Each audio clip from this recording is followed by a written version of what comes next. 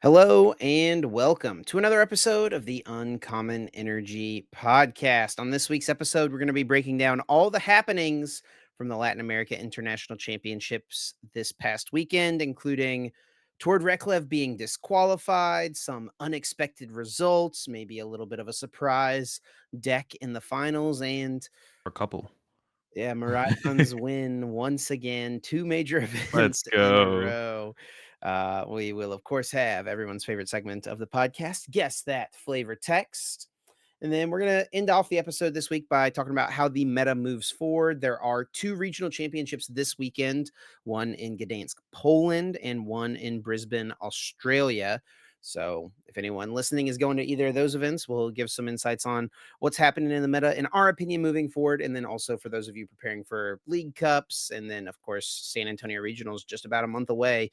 There's plenty of things on the horizon still in the Pokemon TCG. And then we will, of course, after the episode, hop over to our Patreon and do our weekly bonus episode. So if you want to check that out and show us a little bit of extra support and get an additional 30 minutes of content from us every single week, you can do that over on the Patreon, patreon.com/uncommon energy podcast. My name is Chip Ritchie, joined here as always by my friend and co-host Azul GG.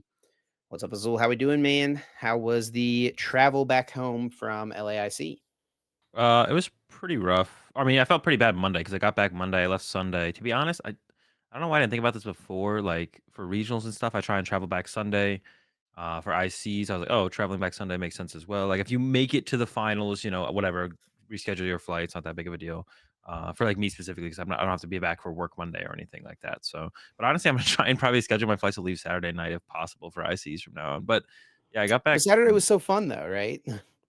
Yeah, I'm still gonna do it though. Okay, I'll have to have more fun on Friday. That'll be the plan. Saturday was a good time. No, Saturday was fun for sure. I mean, late. Like ideally, it'd be late, like a 10, 11 p.m. flight, ideally. But sure. no, Saturday was a good time for sure.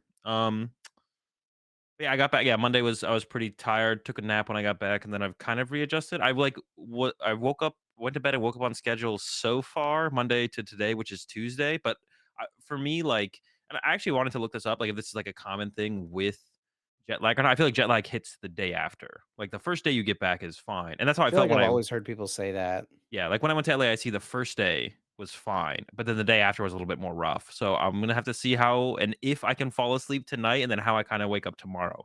I think that'll be the true tell. The second day, if the second day is consistent with what you want your schedule to be, once you get back, then it's good. But what about you, Chip? How was your travels back?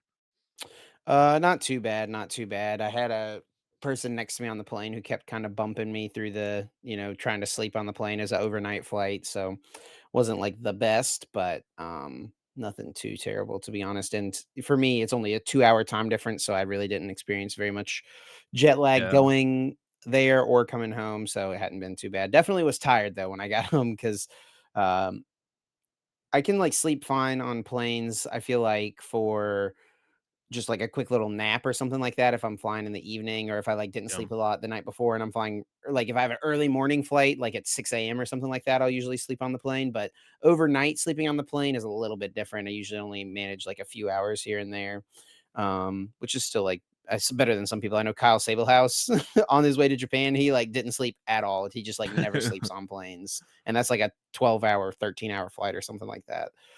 yeah. I'm usually pretty good about sleeping as well, but it can be tough. Like my flight back to the states to Dallas was like 9 hours. So it's like hard to, and I would like to have slept like eight of them ideally or whatever, but it can be tough to get that full 8 hours on a plane. It's definitely tough for sure. But besides that, played in the event, of course, and I didn't finish too well. I didn't make it to day two. Actually, it's kind of funny. I dropped from the tournament. Every time I've dropped from a region or major tournament, I'm pretty sure they've never dropped me until the round after the round I would dropped in. Once again, dropped in round eight, but they put me on the pairings for round nine, as always. Yeah, every time I've dropped from a tournament, I'm always in the pairings for the next round. I feel like maybe. Well, I didn't check like the two ones this year, but it feels like pretty often. So my last round, I played in my last round or whatever you want to call it, and of course I got a loss with that, but I still got points apparently, which was funny. Like I was 4-2-2. I lost to 4-2-2, and I was like, well, I can't make day two. I already have my worlds invite, so the points don't mean anything for me. I'm just gonna go ahead and drop. and then they kept me in the standings, and then I hit Alex Silva, who I've actually played against twice now, I think. Um, and they ended up getting a bye against me or whatever you want to call it. Free win. And then at the end of it all, I still ended up 5-12. So I ended up with what is it, 60 points, which is kind of funny because you were saying I got more points Yep. than someone who You top went 32 4 to 2 2 regionals. drop, Yeah, and you got the same amount of points as someone yeah, who gets top 32 at a 1,500 person regionals. insane, crazy. And as for anyone who's curious out there, if you drop from a tournament, you're not actually removed from the tournament. Right. You don't you just sit with the points you have. So like I see people like talk about all the time or tweet out like, if I drop from day two, will I still get my day two points? And the answer is yes. If you drop from a tournament, you just are at that point where you were. You're not going to be paired against anyone, but you're still in the tournament. So wherever you end up compared to everyone else's points, you will still walk away with that placement in and whatever you get championship points. When I'm saying points, I mean like tournament points, wins 3 Match points, points. yeah, match points, thank you. I was like looking for the term. But yeah, The terminology. we played Chen-Pao. How'd you feel about the deck overall, Chip? Yeah, I felt pretty good about it, honestly. And yeah, for anyone who doesn't know, I played in the event as well. I'm just trying to pull up the list here. Okay, here we go. Yeah, I played in the event as well. Played the same 60 as Azul and the crew, tested together and all that stuff leading up to the event. And yeah, we decided Chen-Pao was the best play. And overall, I did feel pretty solid about the deck. We had some kind of unique inclusions here with the iron bundle as a one of. That was something you were pushing super hard for, Azul, was the iron bundle. And then we also got the third super odd on the list, which I think unanimously amongst everyone who played the deck, it was you, me, Caleb Gettimer, Grant Manley, and then also Grant Shin. Between the five of us, it was like unanimously, yeah, the third super odd was super good. I don't know, they were talking about missing third Chen-Pao, but I don't know how you would ever miss. That was just Grant Manley, Yeah, what was dude. that? No, G-Shen said it as well, and I was like, "We Really? have 3 Super Rod, bro, just put 1 back in the deck." Yeah. Like I never missed Chen-Pao at all. I mean, it was like a yeah, little annoying if I prized one sometimes, but yeah, but you I still have got heavy heavy ball and ball. super rod, you know? Yeah, there's, like, definitely many ways to make it work. Yeah, 3rd Super Rod was really dope, especially against, like, the Guardy switching to, like, the full Avery build or the Yep. everyone switching to the Guardy Avery build. So, like, being able to recycle and recover your board state, turn after turn was a pretty big deal. Another out to, the hands was also pretty big as well. Like, there's a lot of matches where you wanna just chain hands, and the ability to do that is Yep. increased. It makes it a lot easier if you have the 3 Super Rods. And if And then you ever getting have like an opening hand, like this deck, you have to discard a lot of cards yeah, between, Vessel, Ultra Ball, Superior Energy Retrieval. You're going to be um, discarding cards. Yeah, yeah, and sometimes you're going to have to discard cards you did not want to. Like I had to Superior away a Superior at one point throughout the weekend, which was very painful, but it's like you just got to do those things to keep pace sometimes. So, uh, third super rod lets you like discard your Pokemon maybe a little more aggressively than you would. yeah. Like there were times where if I had to, I was like, okay, I'm gonna just discard my second back Excalibur. I'll get it back if I need to. Or if you have to discard a super rod itself, it's not as bad, right? Yeah, and it's also one of those cards where it's like, is it the perfect 60th card? Who knows? But it's one of those things where it's like, we all got some wins, I think, where our opponent was like, "Oh, they're down 2 Super Rod," and I was like, "Okay, 3rd Super Rod," and they were like, "What?" And this was like, because nobody plays 3 Super Rod in the deck, so it's like one of those cards that is always nice to have, um, an adjustment to the list that is not just for the sake of an adjustment, but it like also it's a good adjustment that also people just won't expect. And it was kind of like last year when we played Kyogre, one of the times where we were like, we added Force Recycler. Like I beat multiple people because they were like, "Oh, they're down 3 Recycler. They can't Kyogre." And then I was like, "Okay, Force Recycler." And they were like, "Well, I lose." So I think we all had those moments with the 3rd Super Rod as well at Yeah. this tournament. So it's like it's a good card. Is it the best 60th card? Who knows? But for where we're at in our preparation, we're like, well, this is where we're at. And it also is a card that'll catch people off guard because yeah, people don't expect that that 3rd Super Rod. Yeah. Um And then for me, I finished 6-3 in the event. So also outside of day two, unfortunately, honestly, it's been getting pretty frustrating for me because I don't get to play a bunch of these events because I work so many of them, yeah. which I'm obviously thankful for and love getting to do. But I still love to play. I still love to get that, little taste of competition when I can. And I've played four events since the end of the pandemic, like since events came back in March of 2022 or whatever it was. I've only played four tournaments and I've been one win a day away from day two at all four tournaments. Twice it was losing in round 9, I think, and then twice it was losing in round 8 to be eliminated, which was the case at this tournament. I lost to go to 5-3 and then won my last round for more a moral victory, I guess. But um yeah, definitely just like frustrating, man. Uh because Yeah. like, I've been in day twos before. I know I can, but it just hadn't happened for me this time. And it's definitely like I'm able to look at each tournament I've missed out on and recognize like, yeah, maybe could have played better in this spot, could have gone for a different line here in this situation, stuff like that. So, yeah, it's just tough, but it is, yeah, the margins are thin in the game. If Yeah. you don't capitalize on every opportunity given to you, it's going to be hard to make it into those day twos to make deep runs And it gets, like, thinner and thinner, like, every year as the tournaments as get more bigger and people are bigger. playing, right? Yeah. And yeah, like, I didn't have a great finish either, but I still really like that. I could go into the tournament, my top 2 decks were Evo Zard and Chen-Pao hands, and everything we, like, ran through and tested, none of it seemed better. Evo Zard did win our spreadsheet overall, but we weren't going into, like, new meta tournaments, we're not as concerned with playing what just our spreadsheet spits out because we have, like, less information to work with. What are actually gonna be the most popular decks, and what are actually gonna be, like, the overall good decks. One thing we'll talk about a little bit later is, like, Roaring Moon, where did it go? Where is it, right? So it's a little bit harder to just run off the numbers when you have less data to back those numbers up, or even, like, less of a solid feeling of, like, "Oh, I think this will be popular, I think this won't be popular," or, "This is good, this is bad." So instead, we kind of what we wanted to do a little bit more with this tournament is like be like, let's just play a good deck that we like let's just play a really, really good deck with a list that we think is relatively refined. And I had played a lot of Chi and Pao or Baxcalibur, Chen-Pao hands, whatever you want to call it. And this was basically my list that I've been playing with, on stream in my YouTube videos and stuff, besides the third super odd leading up to the tournament. So I was pretty confident in the deck. And I did think it was a really good play. I played kind of poorly on stream in terms of not conceding game two sooner, which I definitely should have done. And then I was like, as game three was playing out, who knows if the game would have been exactly the same, of course, but I was ended up being in a pretty good spot. Definitely probably would have won that one had I had a little bit more time. So that's kind of where my run started to fall apart, but, I can kinda put that on myself and not the deck, which is, like, one thing, to be honest, that has gotten, like like, just, like, kind of annoying where people, like, when I do poorly with a deck or in a tournament, people put it on the game more so or the deck more so than me. Like, every tournament run that I've had so far this season, I have, like, something that I definitely could have done better. Like, Pittsburgh, I could have played better. Peoria, I could have played better. Or Peoria, we shouldn't have played guard for. And then this tournament, I also could have played better. But then it's like I see people like bringing up, oh, Azul did bad with Chen-Pao. It's an RNG deck. Or even for like my initial two runs where I dropped the first two events, I saw people bring up my name in terms of like RNG in the tournament. So, oh, Azul didn't do well at the tournament. It kind of like proves how RNG the tournament is, the the game is right now. But like if you asked me personally, I would tell you no. I could have done more, way more better at all of these events based on my own choices and play. So yeah, that's just one thing that I've seen recently that kind of annoys me. So ask me first, don't just assume things. Like come into my stream, at me on Twitter. Like so far all the events that I've done poorly in, there it definitely all comes back to things I could have played better or like chosen better. So there's nothing wrong with the game. There's nothing wrong with Chen-Pao, Baxcalibur hands.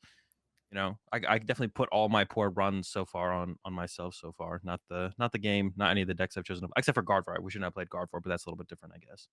The decision to play Gardevoir was like the main factor there. Yeah, more so than the gameplay as far as Yeah, decisions yeah, go.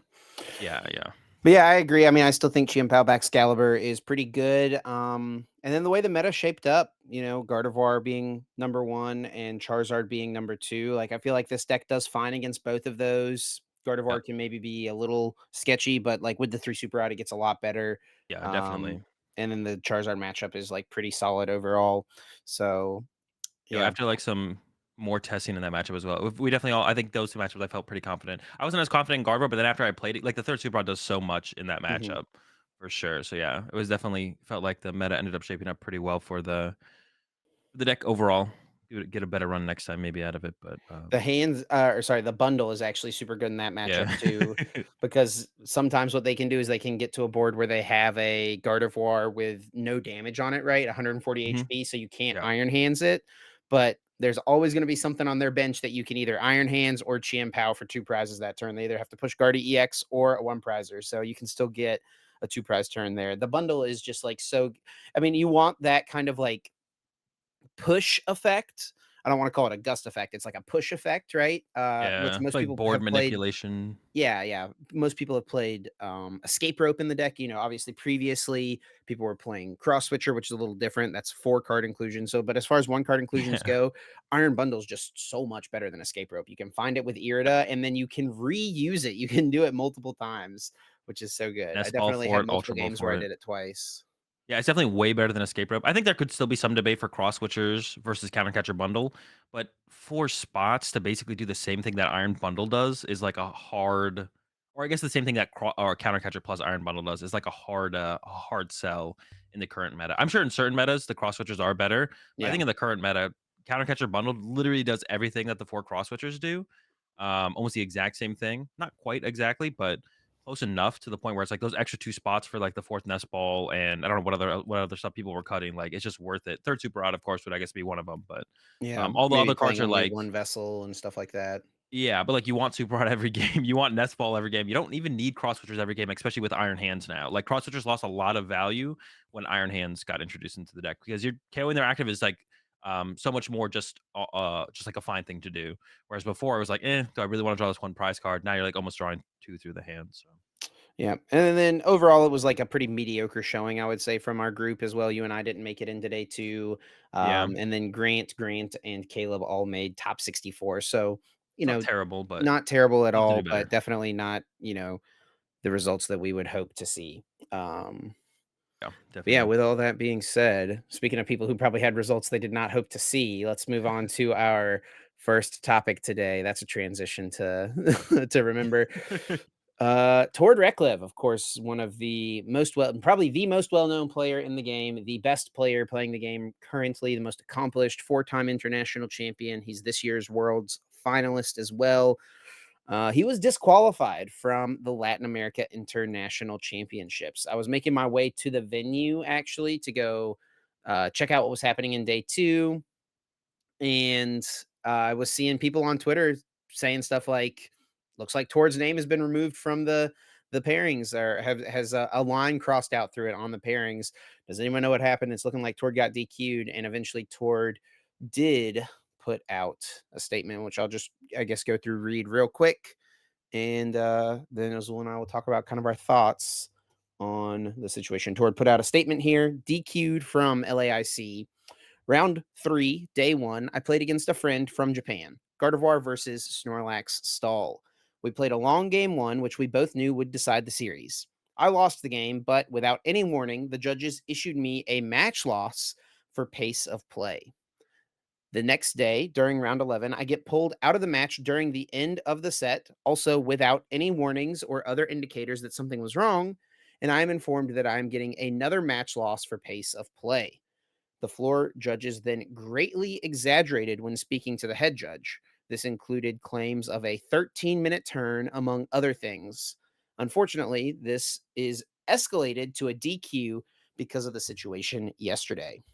There were multiple judges watching me every round throughout the tournament. Uh, and the last match, they admitted to have put no less than 4 judges on the task. I just wish that the judges would have been more communicative, as both my opponents and I saw no issue.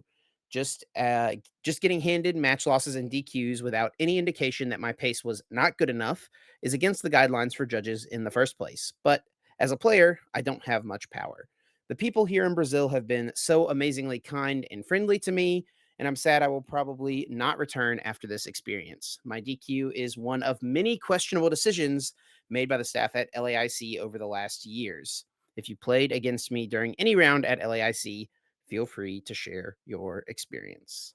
Is that true actually, the second part that the process that was executed is against the rules? I'm actually not sure if that's true. I would have to look at like the judge handbook probably to like. I don't know the procedures for, like, now if that is true, then that's kinda like the big thing that stands out here is, like, the procedures that the judges went about to give toward the initial, game loss in day 1 into the DQ in day 2. Like, generally, the process that I know is, like, if someone think if you like, I got a slow play warning this week, or this weekend. I honestly, I think I probably get a slow play warning every single tournament. I'm probably on average of, like, I mean, you zero play point 0.8 or very something. slow. Yeah, I need to increase my pace of play, for sure. And it was in a situation where it was like it was bad. Like I needed to be playing like faster too. Like, but it's just like I get caught in like thinking it's just like yeah. And my warnings are all like reasonable too. Like I do just play too slow sometimes. Like all my warnings, I've never argued against a slow play warning because I'm like yeah, I'm playing too slow. I'm not doing it on purpose. I'm not trying to slow play, but like I am playing too slow. The slow play warning is warranted. Um, so yeah, I got a slow play warning this weekend as well.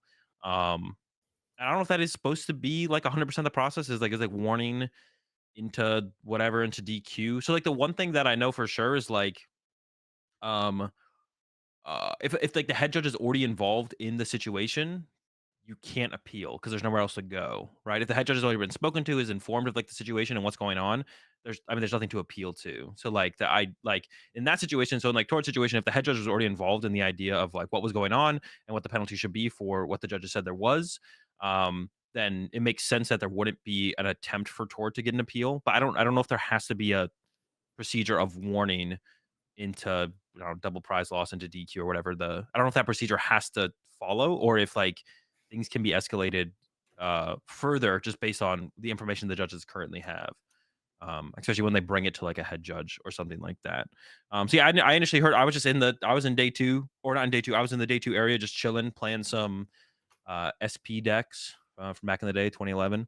And yeah, everyone was like, of course, everyone heard immediately, like once it happened, right? Like everyone knew, I think everyone Yeah. told everyone. Word travels fast. Yeah, and I, checked the parents like, oh, yep, there it is, line crossed out, toward DQ'd. And initially, I was like, listen, toward like rides the line of that with pace of play stuff. And I think towards biggest issue here with what happened is just like you felt like the procedure was I think if Tord felt like this procedure was followed correctly, then I think Tord would even be in a situation where it's like, yep, I probably was playing too slow. I'll take my warning into my game loss, into my DQ or whatever it was. But I think it is fair for Tord to be upset if he feels like the procedure was not followed. And based on what Tord has said in his response here, it sounds like the procedure probably was not followed correctly, and things were very much accelerated for the situations that like had occurred, which I think is definitely unfair if that is how everything went down. Because like you shouldn't be like you should still like the procedure should still be followed. It doesn't really matter who you are, right? Like it should go into warning into yada yada into yada yada. But I don't know if like judges can like escalate that based on I don't know. I just don't know the procedures they're supposed to take. Yeah, so there is a section. Hang on, let me pull it back up. Yeah, there is a section here in the rule book just about judging. And I'm not sure if there's like other things that judges have access to, like if there's a judge handbook that once you become a judge, you get handed. But this is just what the public facing tournament rules handbook states about judging, just under the section of judge responsibilities. It's in section 2.5.4.1 of the handbook. All judges must be free from bias towards or against any player, avoid ruling on games where family members or close friends are involved where possible, and exemplify and encourage good sporting behaviors.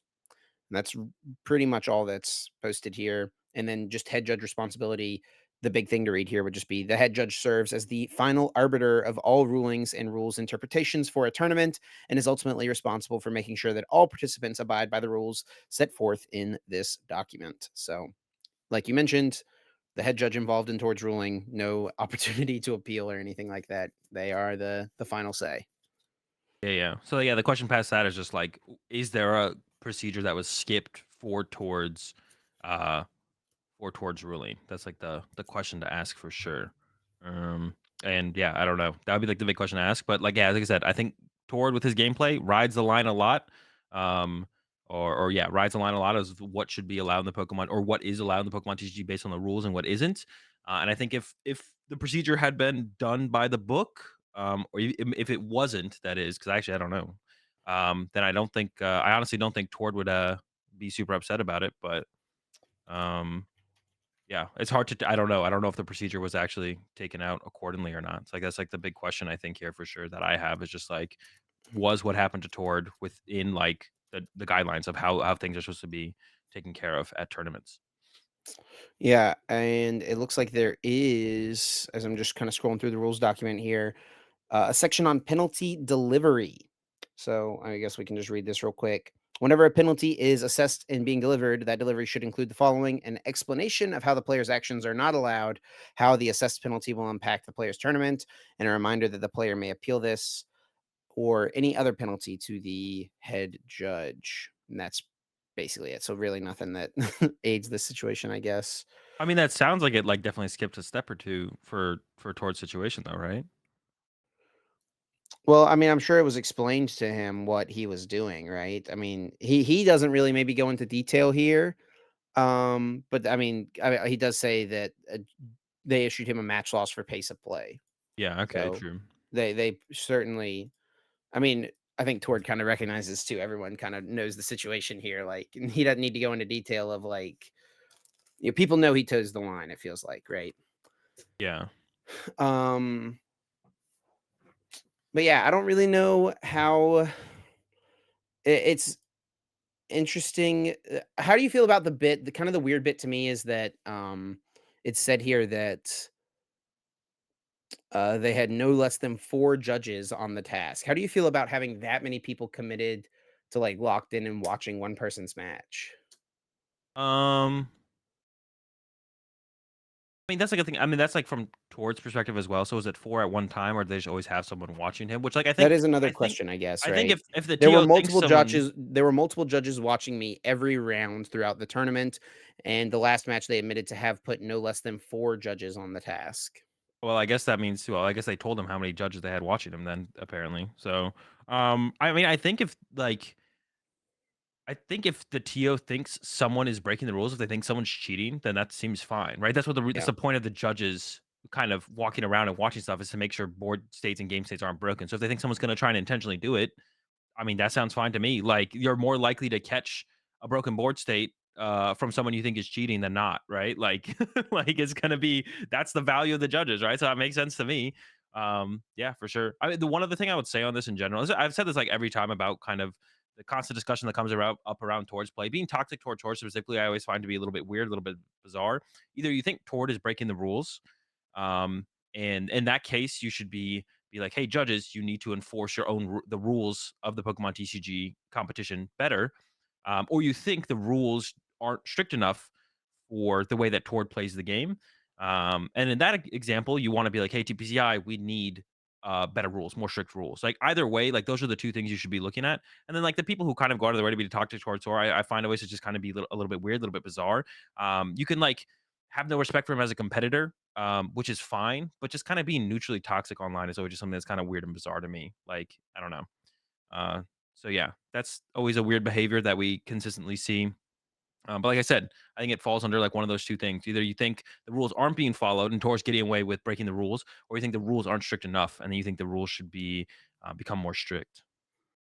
one reply to his tweet I definitely did want to read was that of Pedro Pertusi. Of course, Pedro, one of the top, if not the top player out of Brazil currently, I believe also from Sao Paulo, says that from my personal experience, you are able to drastically change your pace of play in order to take advantage of time, which is a gray area in the Pokemon TCG. Personally, I dislike it.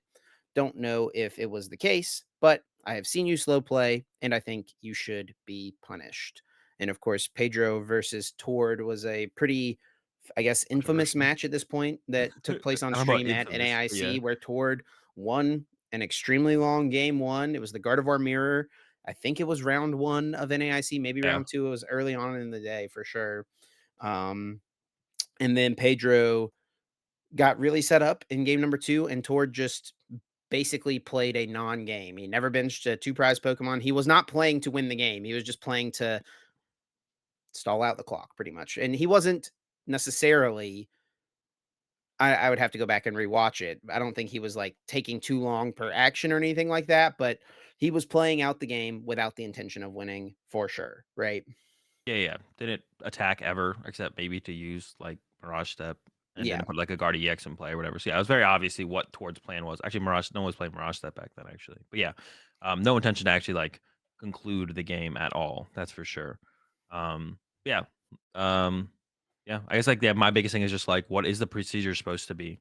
'Cause I think at the very least, like, Whether you think what Tord is doing is illegal in the game or against the rules in the game and it's cheating or not, like the procedure should still be followed, right? And if what he's Yeah. doing is against the rules in the game, then the procedures, the normal procedures, the standard procedures that should be followed will get him penalized, right? So, Yeah, I mean, um, and the thing from this as well is like it does feel weird that he was not given a warning yeah, at there this was never a point, right? warning. Um, Which maybe, like, and that would definitely be on the judges to, like, maybe the judges, like, the point of a warning passed, and instead of, going over to Tord and telling him it's a warning, they were just like, "Okay, let's just wait until it gets to a game loss," and I wonder if which it's something definitely that if seems in round 3, day 1, sus. Tord should have, like, appealed it a little further, right? Like, they were trying to give Yeah. him a game loss, he should have been like, and I don't know if he did or didn't do this, right, but appealed it all the way up to the head judge and been like, "I've been given no warning." I feel I have a like hard if time believing that Tord wouldn't have requested the head judge, which means the head judge probably was involved, y or they told him that the head judge is already involved and there's nothing he can do. yeah, possibly. Yeah, I have a hard time believing that Tord wouldn't have requested the head judge in that scenario, so or like, yeah, appealed it to attempt to get to access to talk to the head judge. So the only 2 things I could see happening was the head judge was talked to by Tord, or the judges were like, "No, we already talked to the head judge. This is the final ruling. This is how it's gonna stand." Yeah, the lack of the warning is definitely, that's, like, the big thing that stands out for sure, right? Because that is standard procedure from, like, every other tournament ever is, like, warning for these kind of things, slow play, insufficient shuffling, it starts with a warning, right? Mhm. And then escalates from there. Um, And then at the very end of this tour does mention something saying that my DQ is one of many questionable decisions made by the staff at LAIC over the last years, and which, of course, led to tons of debate in the comments about just LAIC and the tournament in general. I don't think we're going to get super heavy into everything that was discussed on Twitter this weekend, but um, I don't know, just kind of general thoughts on the. I mean, they're definitely I don't think what Tort said there is necessarily wrong as far as like tournament rulings themselves go. There have been plenty of kind of suspect thing. I mean, we talked about the Owen Dalligard situation last year, right? Where he was yeah. disqualified from top cut in the seniors because they said that his dad was sending him signals from the crowd watching his game and stuff like that. Um, I don't know. What do you think, Azul? I mean, this was the first time I've competed in LAIC. Obviously, I've seen all the stuff over the years, but do you have any thing that makes you feel like there's more of these type of experiences at this tournament compared to others?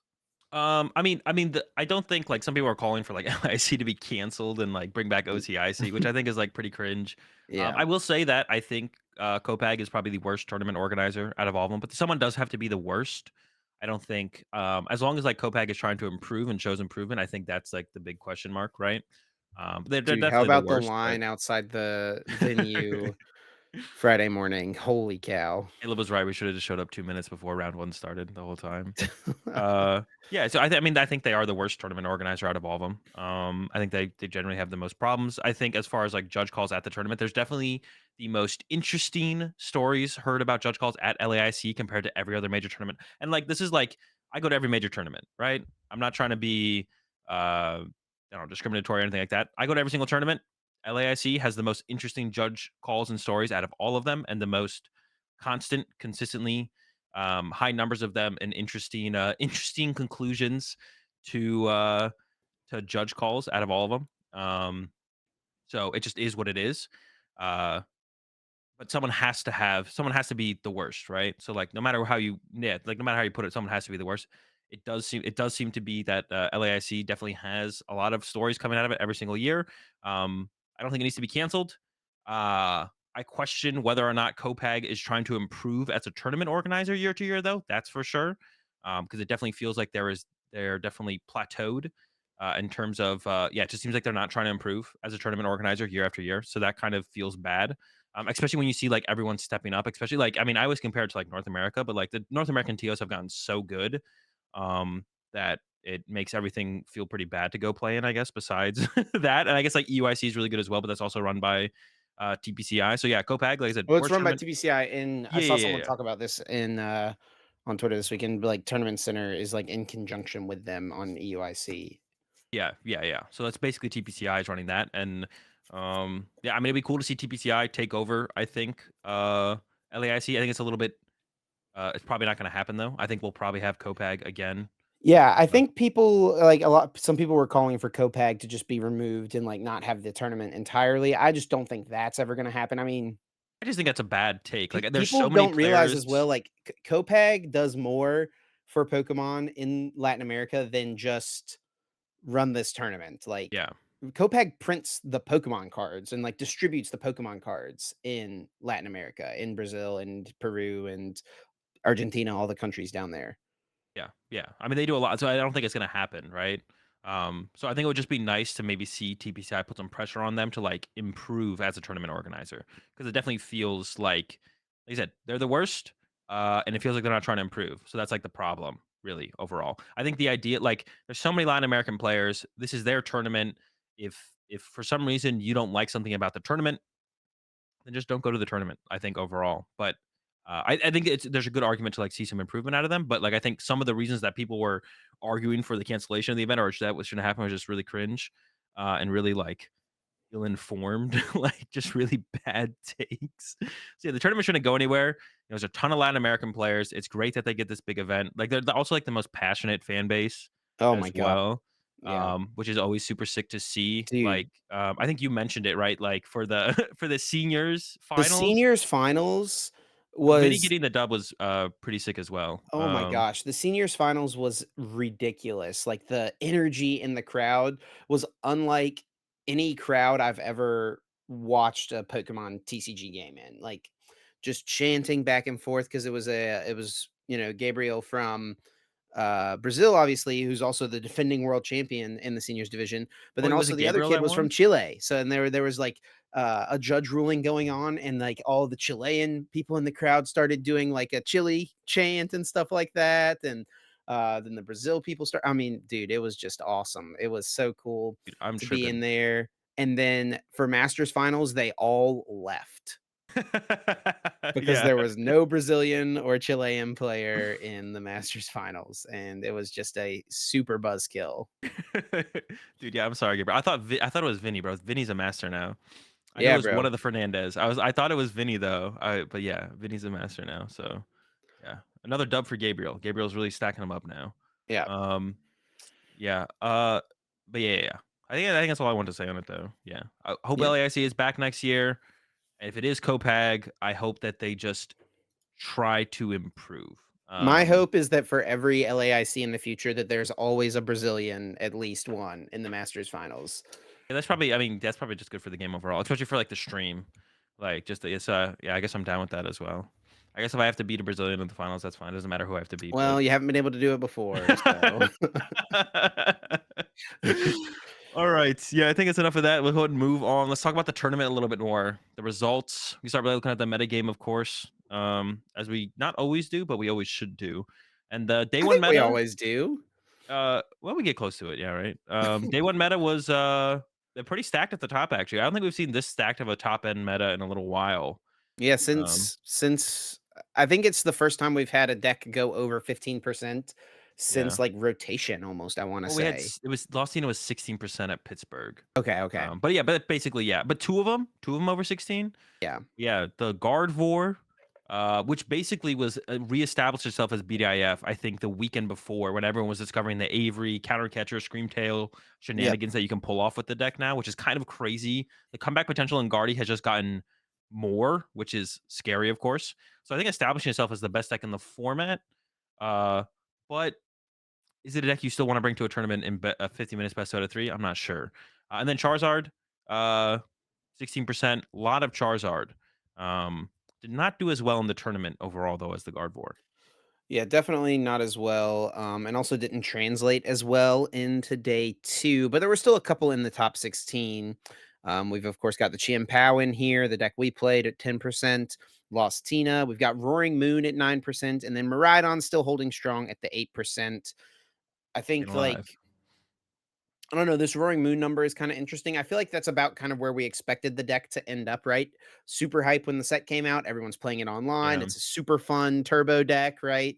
But maybe a The little bit too one-dimensional for the top players to really consider, and I think it was something that, probably a lot of people just kinda decided against most likely early on in their testing as well, just because, like, You kinda got one mode with that deck. There's really only one thing you can do, and it's attack with Roaring Moon or splash some water energies in there and attack with Radiant Greninja. That's really kinda your only options, and so I think that caused a lot of people to move away from it. Maybe if the tournament had taken place, like, the weekend that the set released and the cards were legal, maybe we would have seen some more Roaring Moons in the event, a higher meta share, but as it stands, I think it's probably about where we would have expected it to end up, right?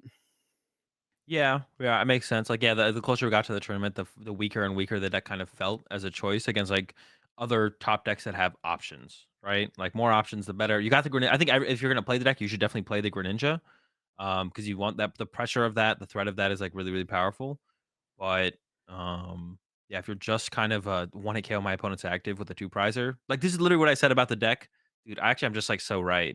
I was like, "Roaring Moon is gonna be mid. It's a 2-prize Pokemon that 1-hit KOs your opponent's active, and that's it." And the same thing about Golden Go as well. I said the same thing about Golden Go, and yeah, obviously, Golden Go is, like it's cool, and the deck's actually, like, one of those decks where it's, like, it's a bad deck, but it's, like, a solid bad deck, which is nice. It's always nice to have more of those in the format to have more fun and diversity in it, but, yeah, just not and, like, when you compare it to something like the Miraidon, which is a 2 prize Pokemon that 1 KOs your opponent's active, there's definitely more versatility in the Miraidon deck. You got the hands now, you have 1 prize attackers that are a little bit easier to set up, and you play Path, you play Iono, like, the deck has a little bit more depth to it.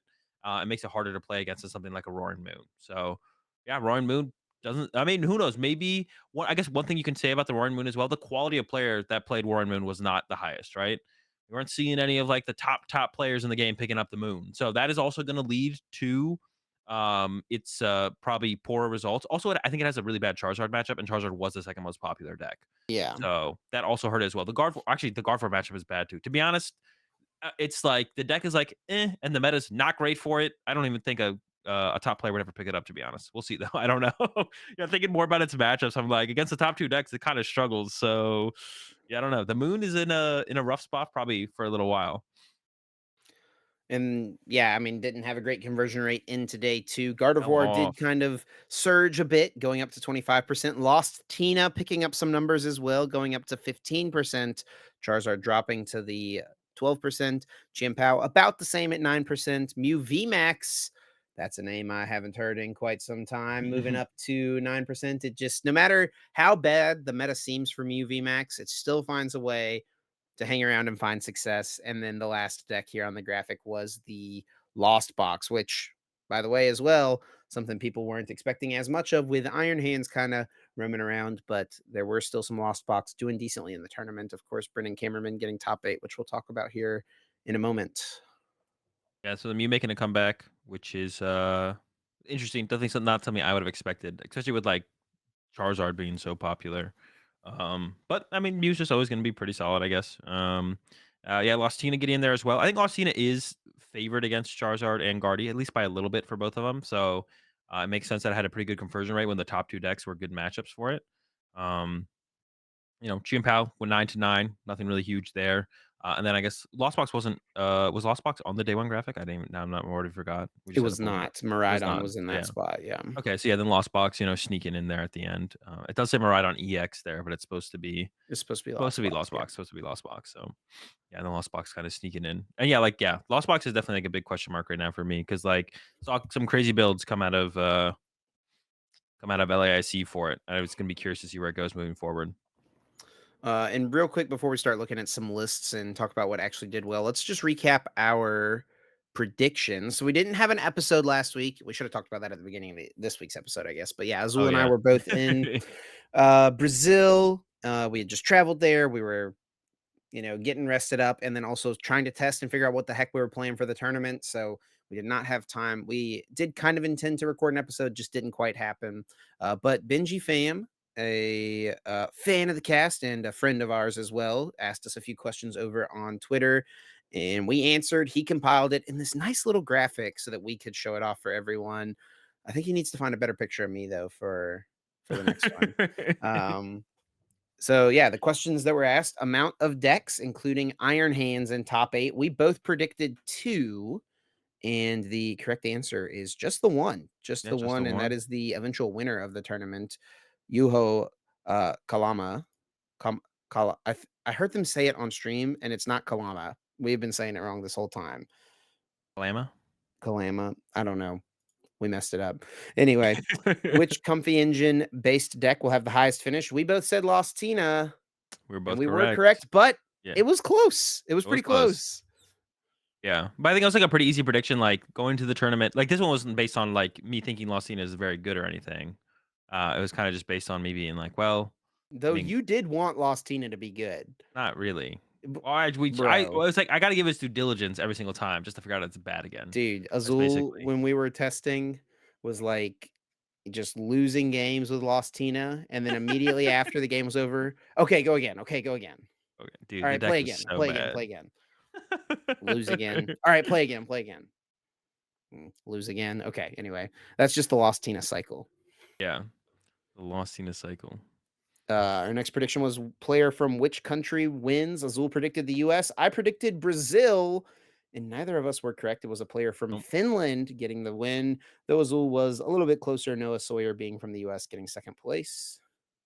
almost. Then what will the highest placing Mew deck be? Azul gave it the top eight, which I was a little surprised to see. I don't. You were just feeling spicy, I guess. Yeah, a lot of my responses were kind of just trolling a little bit, but I was pretty close. Fabrizio almost coming in clutch. Fabrizio back on the Mew grind, has put the Lost Box down and went back to the good old faithful Mew. And yeah, got ninth off of the top 16 in Curitiba. Fabrizio, stick with the Mew. It's definitely the way to go. So Uh, close. yeah, Fabrizio plays, for anyone who doesn't know, Fabrizio plays like, has pretty much only played Mew up until recently. There were some Lost Box entries in there, but definitely a Mew grinder for sure. Oh yeah, Oh yeah. committed to the Mew for so long. And even before Mew is Mewtwo and Mew tag team. Big Mew fan, I big wonder what Mew his favorite Pokemon is. Genesect. Alright. Most played deck in day two. We both predicted the Chen-Pao. We also made these predictions kind of before we knew what we were going to play, but Yeah, Chen-Pao was in our kind of top choices as well. We were refining the list. But yeah, that's we both felt probably like Chen-Pao was still going to be most popular. Not the case though. Gardevoir. I think by a lot. we knew a lot of good players were going to play Gardevoir, but I don't think anyone predicted it in our group at least to be the most popular deck in day one. Yeah, I think at the end of it, we're like, "Eh, it wouldn't be that surprising," but we're kind of a little bit more up in the air, but it was probably actually pretty easy to predict that it would have been the most popular deck in the tournament. Like, the hype behind it was just kind of absurd going into the event, and it was pretty easy to predict. You'd be like, the Australians are gonna play it, Torrent's gonna play it, uh a lot of other good players are gonna play it. Like, you could already, like, write off, like, a ton of players who are gonna play Guardy. Um, and it's like anyone who probably was playing, like, all the good players who were, like, playing Lugia and Lost Box before, a lot of them were probably gonna play it as well. So, it was pretty easy to predict that it was gonna be, like, amongst the top players, was gonna be a ton of people playing it, and then it's like, that's not everyone in the tournament, and, if that many good players are gonna play it, there's gonna be that many other people playing it as well. Also, Chien-Pao's like one of those decks that'll probably never be, like, the number 1 most played either. It just it took a while for it to grind up to, like, the 8, 9, or, like, to the 10% that it was at the end of last format. It was definitely a grind for it to get there, and, yeah, even though now that I got the hands and was kinda a little bit more hyped up going into this format, it's still just one of those decks where it probably won't ever get that, most popular. So that's probably a pretty bad guess from us. But I guess most played in day 2 wasn't a bad guess if we think enough good players are gonna Yeah, play it, right. right? I think So that that wasn't was as kind of the bad. thing. Yeah. Yeah, but it was hard to compete with those Guardian numbers for sure. And then which deck will win LAIC? You predicted Lost Tina. I predicted Charizard. That was when you were in the peak of, trust me, bro. Lost Tina's good, bro. Trust me, Dude. bro. Well, I didn't think it was ever good. I was like, I gotta, like, see if it's good. You Yeah, I kept was in saying that it mode. seems so good. It seems Yeah, like it it seems should so be good. good or something like I that. don't think I ever called it good. Yeah, yeah, I wouldn't do that until I knew it was good. I can't risk that. But yeah, still bad. But yeah, Charizard B-Barrel didn't make it up there either. So No, I was yeah, and closer though actually with kind of the surprising. I guess we can go ahead and transition to talking about just general other meta things now. Um, Most of the Charizards that did well. I mean, the two in top 16, Pedro and William, played the same 60. A bunch of other people in day two as well. Or sorry, one other person in Pidgey. day two, Ricardo, played the same 60. They were playing the Pidgeotzard, back on the Pidgeotzard, not Bibarel, which had been a bit more popular. Kind of a little bit of a surprise. What do you think, Azul? Yeah, definitely a little bit. Definitely interesting. I'm not as big of a fan of the Pidgeysard as the B-Barrel Zard. One of the big reasons is like the counter catcher play from Gardevoir. They can go like Iono counter catcher KO Pidgeot, and stuff starts to fall apart really fast after that happens. So I just feel like the B barrels and the B barrels aren't as like less weaknesses. Like Pat to the Peak isn't a big deal. Your Pidgey getting KO'd early on is less of a big deal because you can have like double B barrel set up way more aggressively, stuff like that. So yeah, I'm still not as big of a fan of the Pidgeysard. I feel like it does have that worse Gardevoir matchup overall. Because we were finding, like, in our testing that, like, with the B barrel Zard was actually going up against Gardevoir, like, it wasn't that bad. It was actually feeling, like, a lot closer because you didn't have, like, that 2 prizer that's just kind of on your bench at the end of the game in the Pidgeot, right? Yeah. And then you can play things like, Nick Moffat, who did end up getting top 32 with the B-Rail Zard, something like the Vengeful Punch actually being pretty decent to respond to the Gardevoir, is also good against something like Chen-Pao as well, right? You hit them Yeah, for 180. If they want to hit you back, they got to KO themselves to do it. So, yeah. Yeah, so definitely the B barrel Zard has always felt it definitely has felt more comfortable in that matchup for sure. And I wonder even, like, actually moving forward, like, with other stuff, we look at, like, take a look at the top 2 decks or, like, the Entei deck feels like it's probably better against Pidgey than it is against, like, B-Barrel as well. Maybe that one doesn't make as big of a difference. But yeah, the Entei Valiant, Iron Valiant deck got second. That was definitely a surprise. But it does have good matchups against evolution decks, right? The 2 most popular decks were, at least in day 1, evolution decks. So getting to day 2, I believe Noah Sawyer did come in at 6-2-1. he did. Um, yeah, did come in at 6-2-1. The idea in the last round, but I guess it worked out in the end. Our idea in round 9. I think it can make, I mean, listen, everyone's playing for different things out there. But I think it can make a little bit more sense when you're at an internationals and top 64 gets 2 grand, right? If you're Yeah. just wanting to lock up some cash, just getting into day two, I think feels pretty safe, right? I can Yeah, but understand it a bit more for this. yeah, but Noah's good enough to get the dub. Of So course. But also he's good enough to lock up 2K, right? yeah, but I would like to see Noah play for the dub because I don't think Noah hasn't gotten a win before, but this is like a got a Couple second place last finals. year at a regional, yeah, a couple finals now. It's been pretty close to some other top eights at big tournaments as well. So almost got there this time. But yeah, with the Entei Valiant, I mean, going to the tournament, we definitely decided to give it its due diligence for sure in testing. Yeah, we played it a Um, lot. Yeah, our list was not as refined as Noah's, a little bit more straightforward, a little bit less of the tech cards, which definitely could have made a big difference maybe in some of our testing. But um yeah, the deck is definitely solid. Like that's what my impressions of it when I first played it on stream, and I was like, all right, fine, I'll play this deck. Let's see how it does. I was like, okay, hold up, I'm winning games, you know? And I didn't have the Metacham in that at that point. I think the Metacham is definitely correct because if you don't have Yeah. Metacham to do the Yoga Loop shenanigans against like a Baxcalibur deck or something like that, I think you just kind of it's like so easy for them to stabilize, which is basically the point of the Entei deck is basically not giving your opponent a chance to stabilize or messing their setup enough that you kind of win the prize trade with the Radiant Charizard eventually, right? So yeah, I was gonna say, yeah. So it's like not a huge surprise that it ended up doing well, to be honest, especially once we saw how many evolution decks in the Guardian, the Charizard, how popular they were. Um, but it still has its rough matchups against just kind of bigger Pokemon, which we saw go down to the Miraidon in the finals. Because then it can't really you can still trade with something like Miraidon just fine with Entei, but you don't just get to kind of beat them turn one. Yeah. You gotta get lucky. Hope they start Mareep and that's it. Right. And then yeah, if they open the Mareep, I guess you got them. That'll work. Yeah, I mean, we even saw in the finals, Yuho was never benching Mareep, just actively not putting Mareeps into play, getting him out of the deck pretty much as fast as possible, and just saying, you know what, I'm gonna hit my generators through the course of the game, and that's how I'm taking my prize cards. And it's kind of nice as well for Yuho in this matchup. And Noah, you could tell when they played the finals that they both, had very much thought about, probably tested the matchup a little bit, knew like what to do. Like Noah went first in game one and immediately got Radiant Charizard and pushed it as his active to try to force the one prize KO. But with only 2 prize Pokemon in the deck, all Yuho needed to find was an escape rope. Hmm. Yeah. Just get the escape rope and go from there. And also, like Yuho played the 3 Iono, so Hmm. the anti deck really can fall as long as you're putting Oh, pressure yeah. on the anti deck. You can start to fall apart to late game Ionos or even like early game judges. No judge in this build of Miraidon. I guess that's like something to point out. I think that's been kind of like a staple of the Miraidon deck.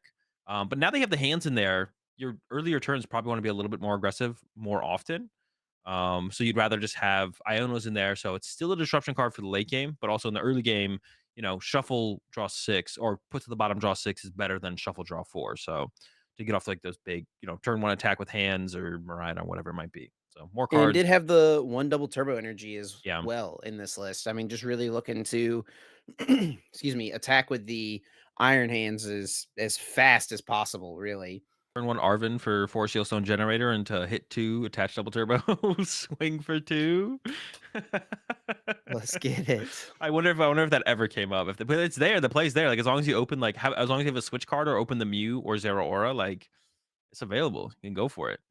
For sure. Yeah.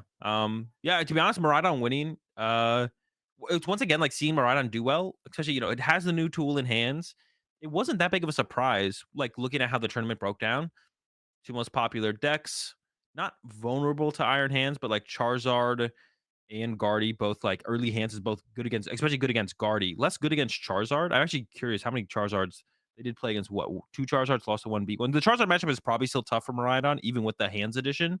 Um, but it gives you like another early route to kind of take, especially once paired with the Bravery Charm. That's like scary for any evolution deck. It's like Iron Hands, Bravery Charm, knockout. Like because even Charizard doesn't return KO that Iron Nope. Hands unless they have the vacuum. So the Iron they could do that into like an escape rope or boss for 4 prize cards with the hands, and then like maybe write you for the last two on a Charizard or something. So yeah, the Bravely Charmed hands is like the really scary thing, I feel like. Um and I think Roaring Moon is like one of the matchups that Miraidon struggles against, but Roaring Moon really wasn't like too popular or kind of around at all for Miraidon to have to deal with. So I wonder if that's like an evolution of the meta we see. It's like, oh, hands and Entei are good. All right, maybe I put the evolution decks away, and then it's like maybe that's Moon's time. Like going to this weekend, are we going to see that adjustment? Maybe like now Moon's is like going to be the best deck to play this weekend. Who knows, right? I could see that Yeah. actually. That's I like a mean, it fast was still evolution though. overall like a Guardy dominated tournament, and I feel like Yeah. now that there's like really good lists out there, Kieran's list who got top 4, all these other decks in the OVIP. top 8, many of these day 2 lists with and without Battle VIP Pass. I think I don't like know. I'm not. Yeah, I Gardevoir don't is know. still gonna remain pretty popular. Especially amongst the top players, but I don't know. Are you really? I don't know if I want to walk into. Actually, that's something to point out. I guess is the top two finishing Gardevoirs. Jeremy and Kieran. No battle VIP pass. I believe they're one card different from each other's lists as well. Matthew did have Um, the VIP passes.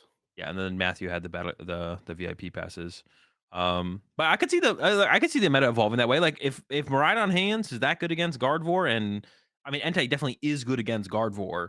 Like you just put maybe you have to add the Jirachi at least to Gardevoir. Maybe you put the Jirachi in there so you don't get yoga looped, and then you can stabilize. Or is it time to put the evolution decks down? And now we see Roaring Moon really like come to life and actually be a potential contender. We'll have to see. Maybe for this weekend, the meta is not going to move fast enough for that to happen, but definitely something to think about, which is kind of cool. I feel like we haven't seen meta evolutions like that in a while, where it's like you just can't play this deck anymore. Like it was a top deck for this tournament in Gardevoir, and it's like moving forward, you just can't play this deck because of hands and anti-valiant. I don't think that's a bad thing. I feel like we just haven't been in metas where that's happened because it's just like everything is just really good, and then there's a lot of decks that are popular enough where it's like it's fine to have like a bad matchup. But Yeah, I don't remember who it was. I don't remember if you were sitting there or not, but I was talking with someone this weekend and like talking about like old people coming back and playing the game and stuff like that. I mean, the game does just feel like it's in a pretty good spot right now. Like I think Pokemon TCG is pretty like I like this current format. The last format was pretty good as well. Like I think that Pokemon TCG is just fun right now. it's pretty good right now. I think it has been for. I think this new set just added like a lot of cool things, like for old decks and new decks, and it was a little bit stale before this, to be honest. But in general, the game is pretty good. Like if you're someone who hasn't been playing, the last format for what was it? I don't know. The last format felt like it was 6 months long. I guess we got Charizard, but it didn't change up that much. Yeah, the last format felt like it was like 6 months long. So if you're coming in the middle of that, or you coming into the game right now, it's pretty good. It's pretty good right now for sure. Um, so we talked about the Guardies in top 8. There was a Lost Tina. I don't think anything too wild in the Lost Tina. There's a Forest Sealstone here. There's the Forest Seal Stone. Actually, a lot of like lists. I've seen that like pretty commonly. Gabriel's not from Japan, but a lot of lists in Japan, I've seen that before. for sure, and I think it makes sense because there's a lot less things that you need Star Requiem against, right? Like, Lost Impact is KOing most of your big knockouts. Sure. Moons, the Miraidons, like, And then, Charizard, you like, want if the in Requiem, matchups but where you're more Sableye focused, right? yeah, and it has the vacuum in there as well to be able to abuse that, right? Like, build up to the Lost Zone a little more quickly. There is Um, no Iono in this list, is kinda one of the standout things here. yeah, but I guess the Force Seal Zone is, like, takes up one of those places to be like, "Okay, now I just go get a Colress," you know? Either you have the Colress or now the Force Seal Zone becomes a Colress instead of having an Iono fill that spot. Like, you still have the Mhm. double Roxanne for the late game comeback, so Iono kind of, I feel like, filled the void of, I whiffed Colress, but I hit Iono. But the Force Seal Zone is now just like, I whiffed Colress, but now I get Colress.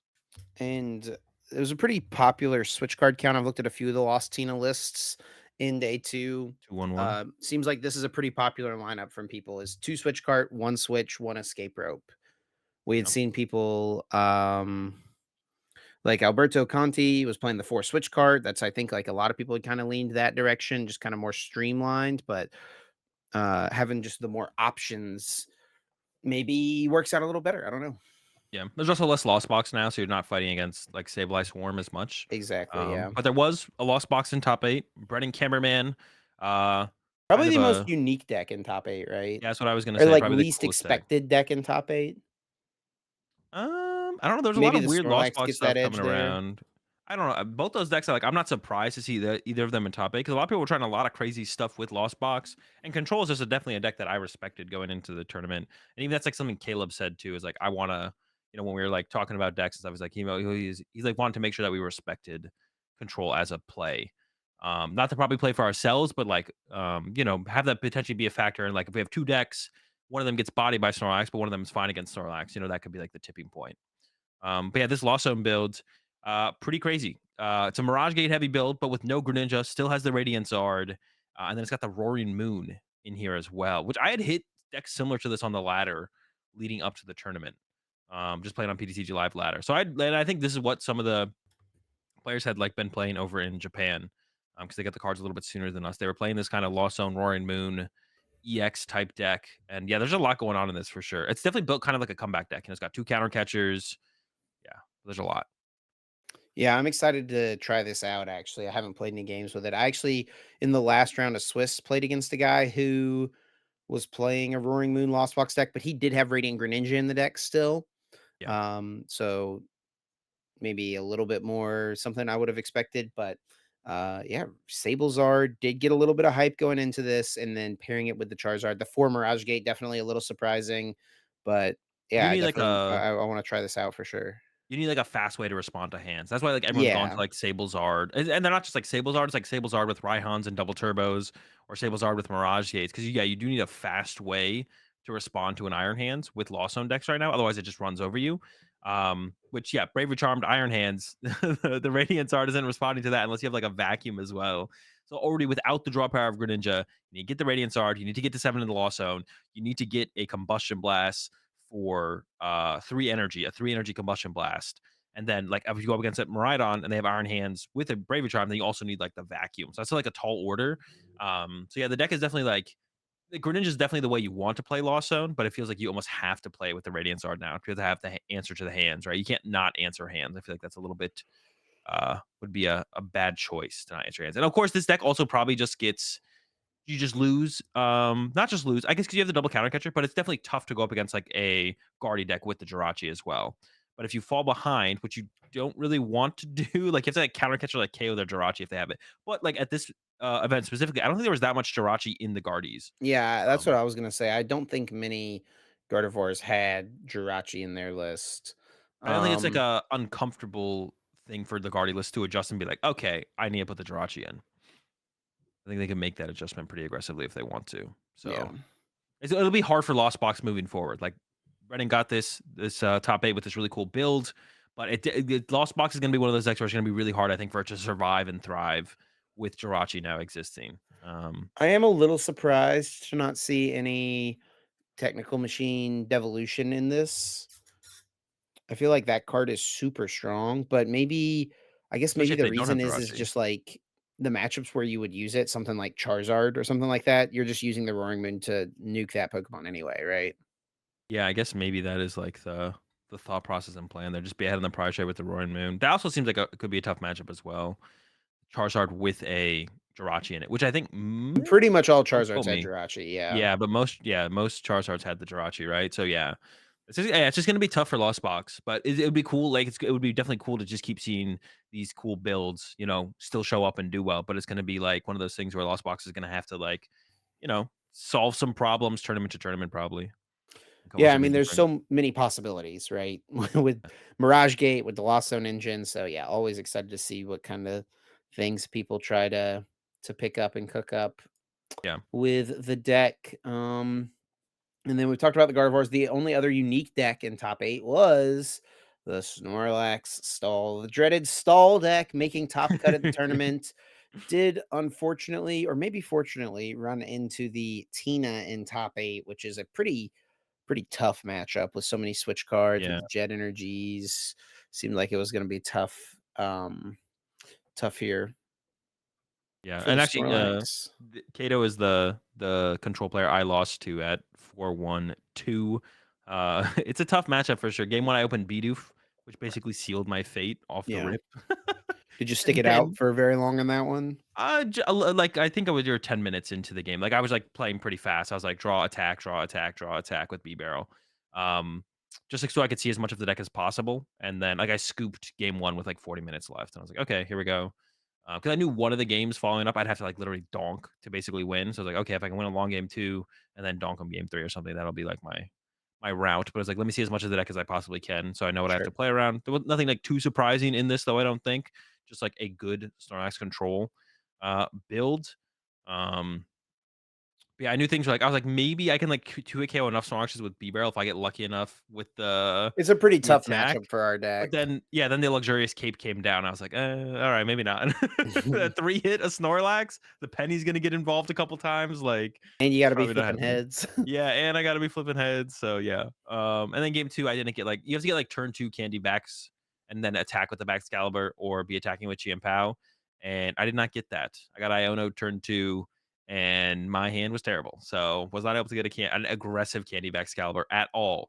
And things fell apart really, really fast, unfortunately. But it was one of those sets where it's like I wasn't too mad at it. Like I basically knew my fate after game 1. After I opened the beat up, I was like, well, this is probably not going to go my way, which is fine.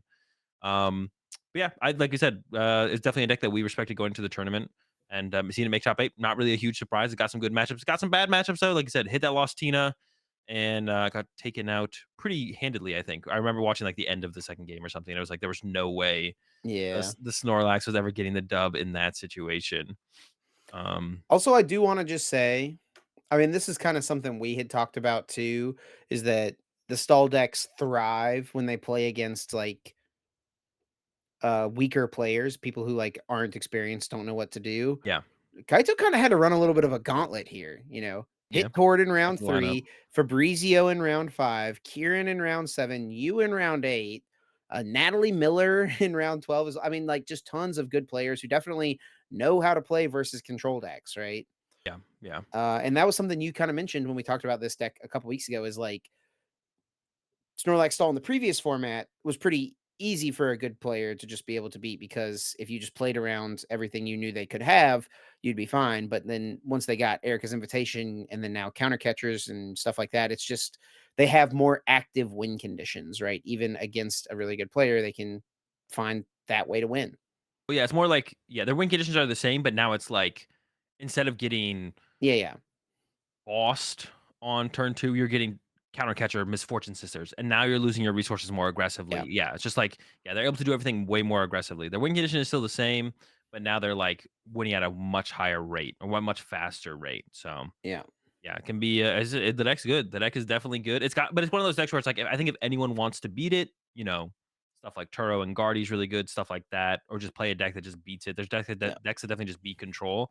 It can be boxed out of the meta pretty aggressively, but definitely something you have to respect moving forward. I think it has to be on the mind of like, all right, it's not like one of those things where it's like I don't have to like even like worry about potentially beating control. Now it should be like basically consider every turn. It's like, okay, do I want to take the loss of control or not, and then Yeah. make that call the day before a tournament. Yeah, and you mentioned like the Turo and Guardy. Kieran played the Turo and the Pal Pad, right? Yep, So yep. Toro and Palpad. Kieran was able to get the win in round 7 and tied in round 14, so Mhm. otherwise, it seems like Guardy was a pretty good matchup overall for, Yeah, also had Keiko. collapsed as well, like another card to shout out there like that Kieran had. Turo Oh, yeah, collapsed yeah, yeah, and yeah, yeah. Palpad. Gonna give I don't even know you how good best chance Collapsed is, possible. though, Well, it in the allows you to, matchup. like if they, oh, that's true. I guess it They go doesn't matter replace too Stadium much. Echoing Horn, right? Yeah, because it's all gonna be the same anyways. Oh, but yeah, I guess it would just only be You if can go you Collapse Super Rod, open I guess. yeah, collapse super odd. Yeah, I guess maybe it doesn't matter as much as I thought it could in the matchup. Yeah, I guess it doesn't matter too much. Yeah, yeah. Oh, it allows you to get your energy back. That's what it does. Like if you fill your board with all the teleportation bursts plus like Shining Arcana plus Guardi X plus Cresselia, you can then collapse away one of the things that has 3 energy and then get the energy back to put it somewhere else if they trap something else in the active. So it's like a nice tool to have because that's kind of like the loss. That's kind of their play is like if the bench does get filled with things that can't be gusted trapped, then you can kind of keep gusting stuff up as the Snorlax control player and hope something sticks. But I know I had a reason why I And thought the collapse was good. we did see a Mew in the top 16 bubbling out, bubbling or just on the bubble, I guess. I think it Yeah, I was don't a know. bubble in situation, right? I forget. Was it a But 34 that squeaked yeah, in? Yeah, 34 got in.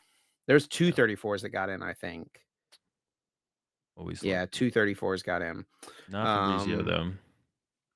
but yeah, and it is just kind of a straightforward DTE Mew. Yeah. Double box of disasters. Pretty decent in the Gardevoir matchup, right? Gardevoir being super popular. Mhm. Judge Grabber Path is annoying for basically everything in the format. So not really surprised to see someone be able to pick this up and make a deep run at it. Had a shot to get into top cut. Box of Disaster is also, like, a big deal against the Roaring Moon matchup, actually, because you can, like, Hmm. start to run out of power tablets. So if you get the box on the first Mew and they KO that with a Moon, then you can respond pretty aggressively to KO that Moon, and kinda take over from there, hopefully. It's still a tough matchup, but, it, like, gives you, like, a little bit more to work with. And, yeah, like, it's really good in the Gardevoir matchup, obviously, so that's, like, the main reason to play it. You can also do some cheesy stuff with Psychic Leap against, like, Drapion, but, yeah, Fabrizio backing it with me. Only 3 cram, that definitely stands out to me. We haven't seen I've seen it before. I'm not Always sure feels a about little the 3 cram. questionable. It always feels questionable, but cram's like, you'd rather just have cards sometimes than have to flip for a card, right? So, maybe the trade-off is like, yeah, maybe I'd rather just have 2 Box of Disaster than, an extra cram or something like that. So Could have the I don't hate Avery in the here cram. as well. Really strong against Guardy, and Yeah, also good against a lot of things, to be honest. yeah, good against. Chen-Pao, I guess, is like another standout one that is really good No against. counter catcher, no Turo. That's kind of two new cards I would have thought to maybe see pop up in some Mew decks. Yeah, counter catcher is interesting because you generally want to be ahead as Mew. Like, there's never a situation where you really are want to be behind. I mean, no deck wants to be behind, but some decks like Guardian, like they know they're going to be behind.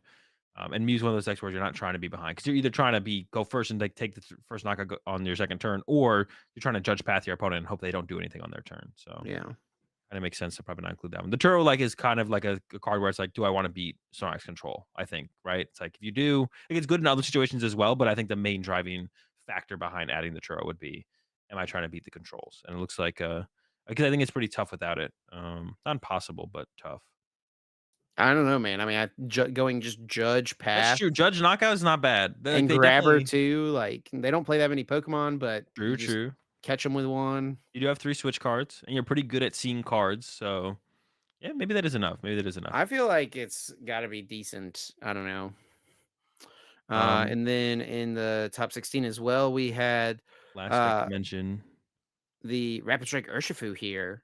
Definitely interesting. Another name we haven't heard in quite some time. It feels like. I mean, like at least in as far as this format is concerned, right? Yeah, yeah. No one's Obviously, it really was talking very it up. popular in the last format, but almost nobody talked about it in this format. Why are we using Intellion and water energies, all this stuff, when you can just use Iron Valiant? You get to do almost the same thing, but it turns out Intellion is still pretty decent if the Yeah. meta is kind of a lot of the same decks.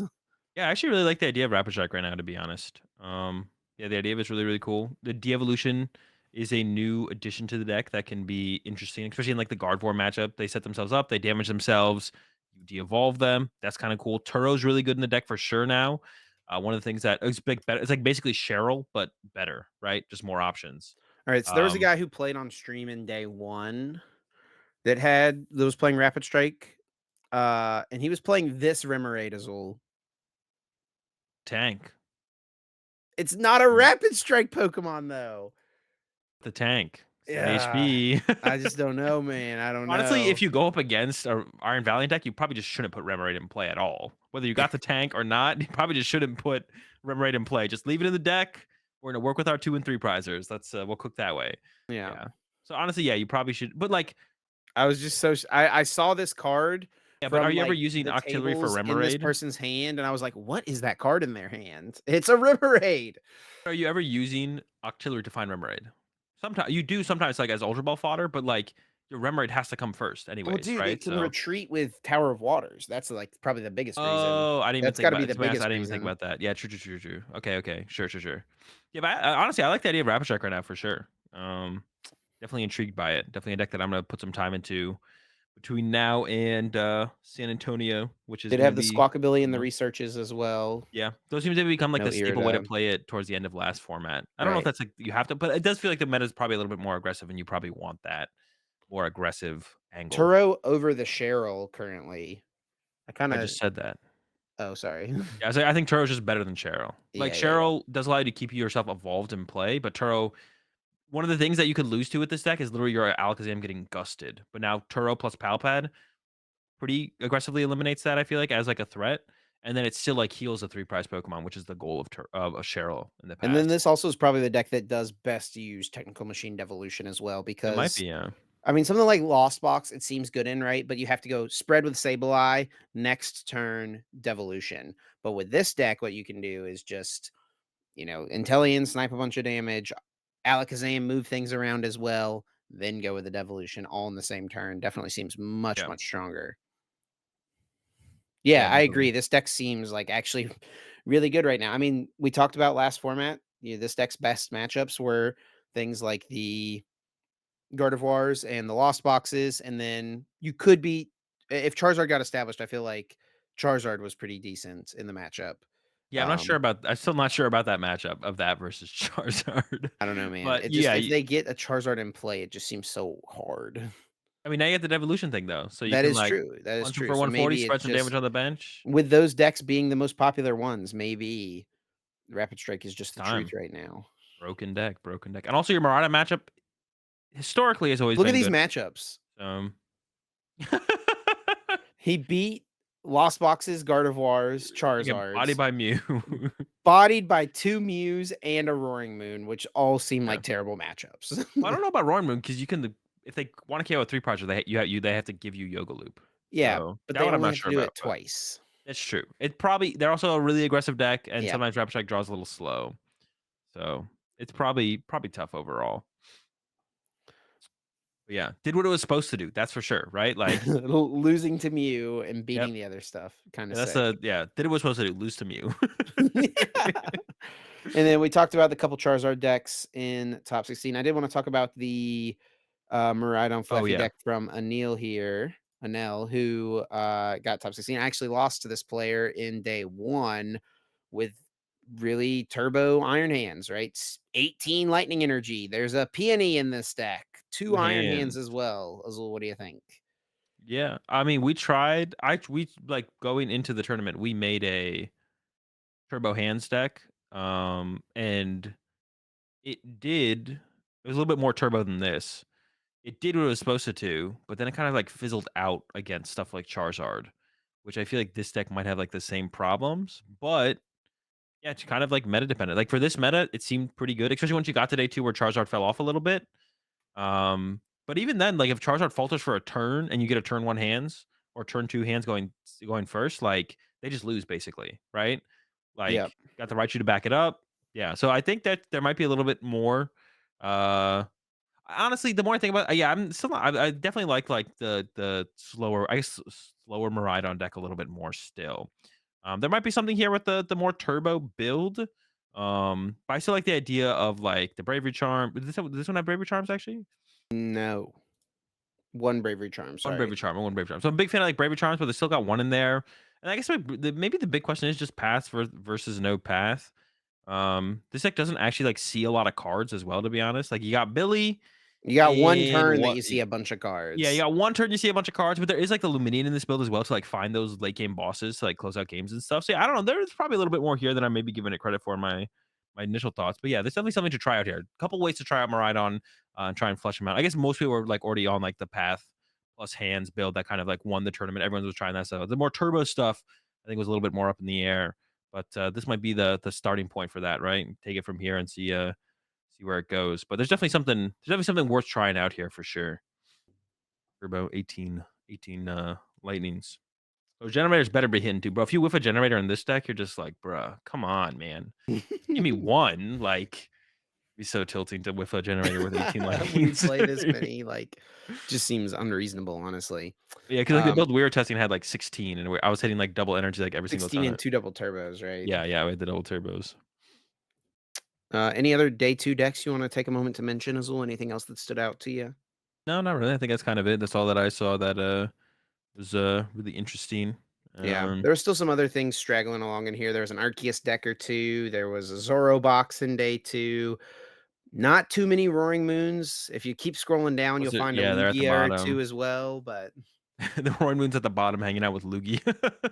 yeah, Yeah, dude, I the guess that's bottom what. table games were going crazy in day 2. I guess there's one maybe thing to like point out is like I feel like that's where Lugia belongs though. Like this meta seems tough for Lugia. Miraidon seems to be like Guardy like destroys Lugia now with Screamtail. You just KO both Yeah, Archeops and then you Iono them. you gotta Game play ends. Manaphy again in Lugia. Yeah, I think you do because otherwise your Guardian matchup is so hard. Like yeah, you kind of have to if you want Lugia to continue playing Lugia, you gotta play. You gotta play it. Yeah, I think you just kind of do.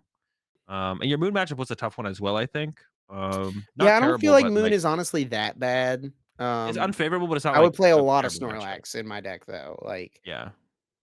So yeah, I mean, no, I guess once we get the Manaphy in there, maybe Lugia can have its moment if Murata doesn't get too popular because I feel like that one's still tough for sure. yeah. Still Alright, definitely well, tough. that is I mean, maybe we should mention it's kinda like a highlight for the weekend for a lot of people. Cloth For all the Claw Electrode, believers, this was it. This is what they needed. This was their moment. is it a real deck, Azul? I don't think so. I think there's too many things going on, but it's cool. It's a cool deck. Guardy destroys it though. You go Avery Screamtail and their board implodes and they just lose. Yeah.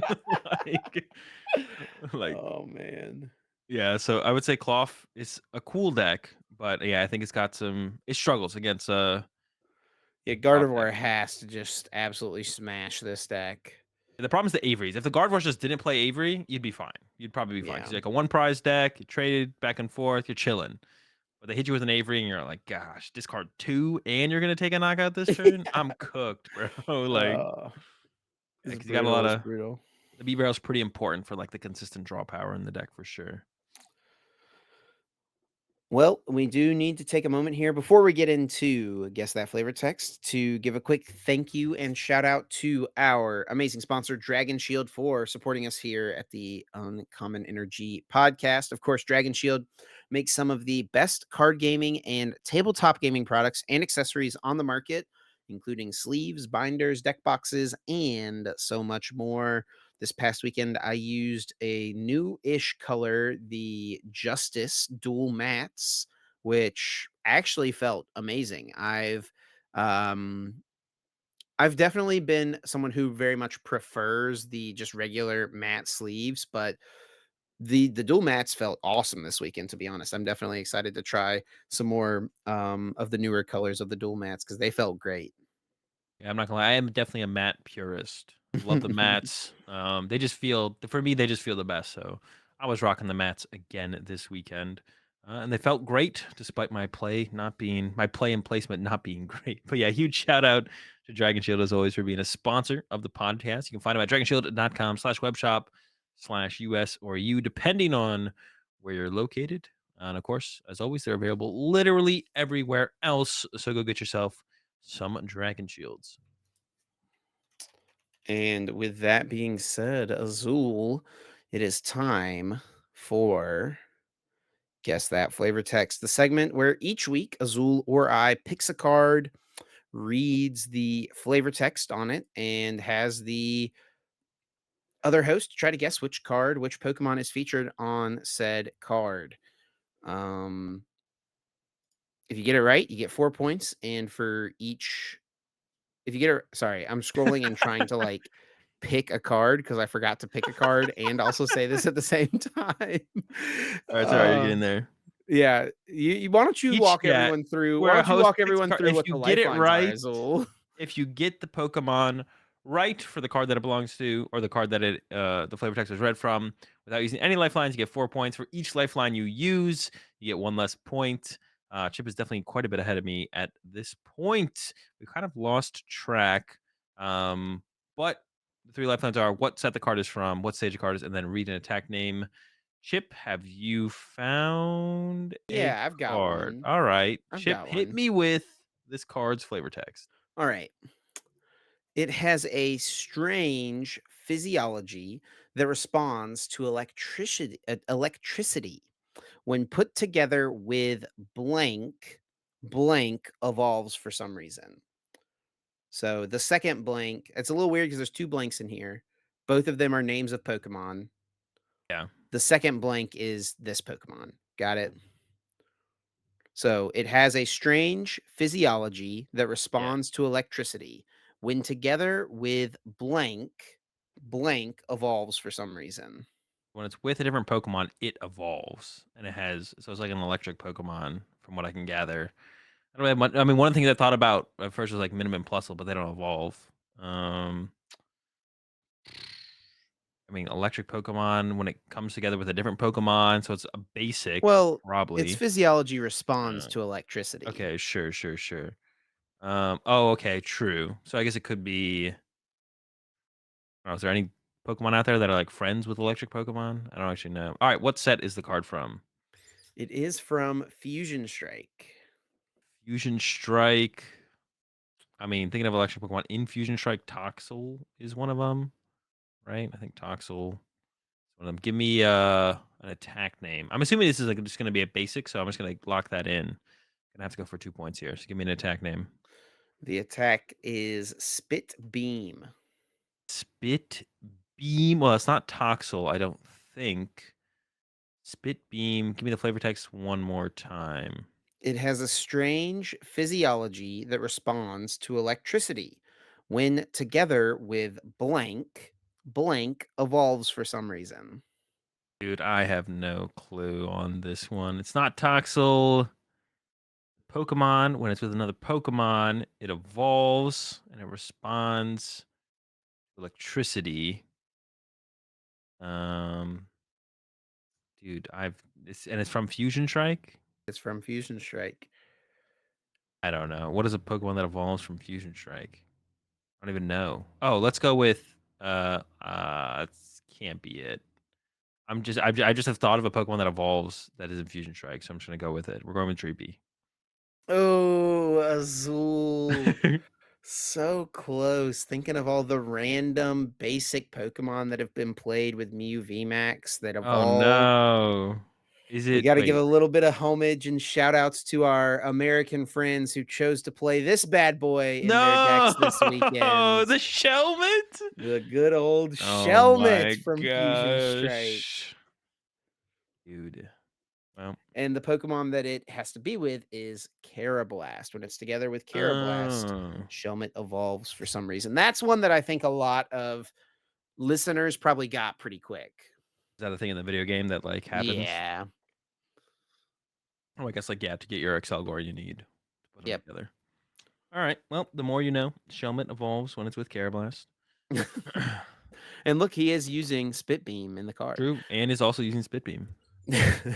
I saw the picture was Patricia Walsh posted on Twitter.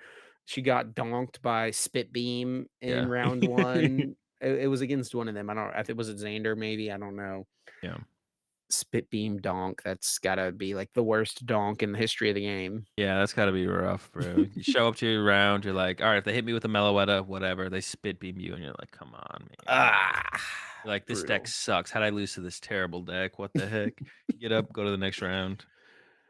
All right. Well, all that being said, let's Unexpected. move on to the rest of the show where we are going to talk about how the meta kind of changes and evolves. There's 2 regional championships this weekend, Gdansk and Brisbane. We can try to come up with some predictions, I guess, as well. We should do that.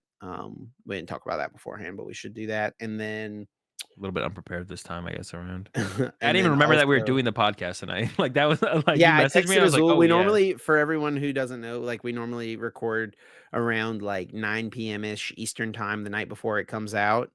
And I texted Azul tonight at like 9:30. I was like, "Hey yo, what time you want to do the podcast?" And he just said, "Whenever." I was like, "Yeah, he definitely forgot." Yeah, I did forget, yeah. But did remember just enough in time to actually do it.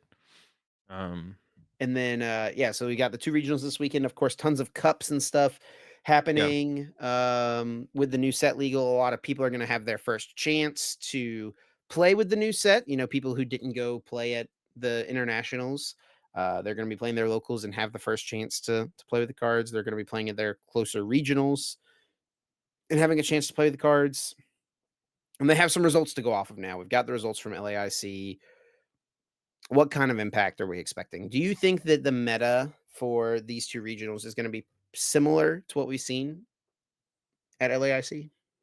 I think we'll actually, that's tough, to be honest. I feel like Guardy the thing is, like, it's tough because it is just like a week separation, and I was kinda, like, talking about this and thinking about this recently, which is kind of the development of the meta over, like, the last 6 tournaments or how many ever tournaments we had in the last format, like, why things evolved the way they did, and I think a lot of people not that many people will change their decks. A lot of people, like, were preparing with their decks going into this weekend, the people who didn't go to LAIC, who are only going to Gdansk and only going to Brisbane, or even if they did go to LAIC and then are now going to Brisbane or now going to Gdansk, they probably aren't gonna change either, right? So, I think the meta will probably be pretty similar to LAIC. I think some people will try and adjust around it and be like, "Okay, how can I just kinda body Guardy?" And we'll probably see an uptick in Entei and maybe even Miraidon. But then are the Guardy players actually gonna drop Guardy is kind of the question, or will they do stuff like add the Jirachi? I think we'll Yeah, probably see a lot of people add the Jirachi, yeah. but, how many people will drop Guardy, I guess, is gonna be more so I don't think that many will. Like, I think if people are probably gonna play what they had already been prepping to play, and I think that is usually smart for the majority of people. There's probably some players who I think are definitely good enough to maybe, like, make that adjustment. But it even feels like in the current day and age of Pokemon, even, like, the best players who are capable of being like, I'm gonna pick up this deck the night before the tournament," just don't do that anymore. Or as much as I felt like they used to be honest. So, and would also, like, be able to play well with the deck. So I feel like it's probably gonna be pretty similar. That'd be my guess. Maybe, like, I feel like maybe specifically, I would guess that Charizard's not gonna be as popular, but I think Guardy will probably still be number 1. And then everything else under that is gonna fall to, like, similar, play rates. Yeah, I could see Charizard dropping a bit. I think it'll still be, like, in the top few decks. Maybe one of the bigger questions is kinda like, where does Roaring Moon stand? It was, like, kinda this massive force when the set first came out online, fell off a little bit, was still one of the top, what was it, 4th most played deck in LAIC. Yep. But, like, it's 4th most Didn't do played, but, super like, well, like, it but could have been does 5th. decently against the things that did well at LAIC, right? Besides Gardevoir. Well, yeah, it did again well, it did well against literally, like, the top 2 most played decks. But even then, like, Roaring Moon's, like, not or I think Roaring Moon is probably good. There's, like, seems solid to Miraidon, but it's like Entei matchup is a little bit closer. Um, yeah, I don't know. I mean, I think Moon will probably, if the meta was this bad for Roaring Moon, the meta can only get better for it, right? It can't get worse. So it'll either be neutral or better. So I think it'll get better for Moon, but, like, I don't think to the point where all of a sudden a ton of people are gonna pick up Roaring Moon. Because, like, it still feels like it's not that good of a deck in general in the meta. Doesn't matter how much better it's gonna maybe get. So I don't think Moon is, like, that much better of a play or it's better, but, like, not to the point where, like, you should be like, "Yo, this is the play. You should just definitely learn how to play Roaring Moon in the next week. Drop Um, everything, you know, call out of work, call out of school. If you're gonna get a dub if you grind the moon. Definitely not that kind of play for sure." what about one of the other new cards, the Iron Hands? So only one person in all of the top 8 cut had Iron Hands in their deck. Juho did win the tournament with the Iron Hands. The hands. I mean, I think we'll see more Miraidon. Um, I guess Chen-Pao like, there's only 2 hand stacks, right? That's it? Miraidon and Chen-Pao. Well, I don't think we'll see more Chen-Pao, although I could be wrong on that. There were people playing it in Lost Box things, right? It's only good in Chen-Pao and Miraidon. I don't think we'll see it any more Chen-Pao. Like 10% is maybe Chen-Pao's cap. But Morino should get more popular. But like, yeah, but because there's only really 2 decks that hands is good in so far that have been kind of discovered. And I can't think of one that would like all of a sudden pop out of nowhere and actually be good. So I think we're kind of locked in on just like, yeah, hands is gonna be there, but it's like, yeah, and I think you should have to beat. You want to make sure your deck can handle hands, right? Yeah. So if your deck just auto loses to just a hands being attacking turn 2, you probably shouldn't play your deck. But besides that, I think pretty much every deck can handle the hand. So don't be too worried about them. Do you think Lost Box is going to get more popular? People can maybe go off Brendan Cameron's list a little bit, and I mean Lost Box not including like Lost Tina, right? Yeah, I think yes. Um, because there's like I said, there's a lot of players who didn't go. Well, there is a lot of players who didn't go to LAIC who will now be at these tournaments, and they've been cooking. Who knows what they've been cooking? We're about to find out what they've been cooking. And Lost Zone now, like Lost Zone decks, are definitely better when the meta is known, because there's so many things you can play with Lost Zone decks that um, there's so many things you can play with Lost Zone decks that you kind of it's nice to kind of know what's going on before you show up with your 60 cards, right? So I think like as the meta develops, Lost Zone gets more powerful for sure. Now, if everyone decides to just roll up with Jirachi and their Guardy decks and their Charizard decks, no matter what you kind of roll up with, it's going to be tough. Going counter catcher cram KO Jirachi isn't a very powerful play in a Lost Zone deck, so you don't want to be doing that every single round. But if you have to, I guess you will be.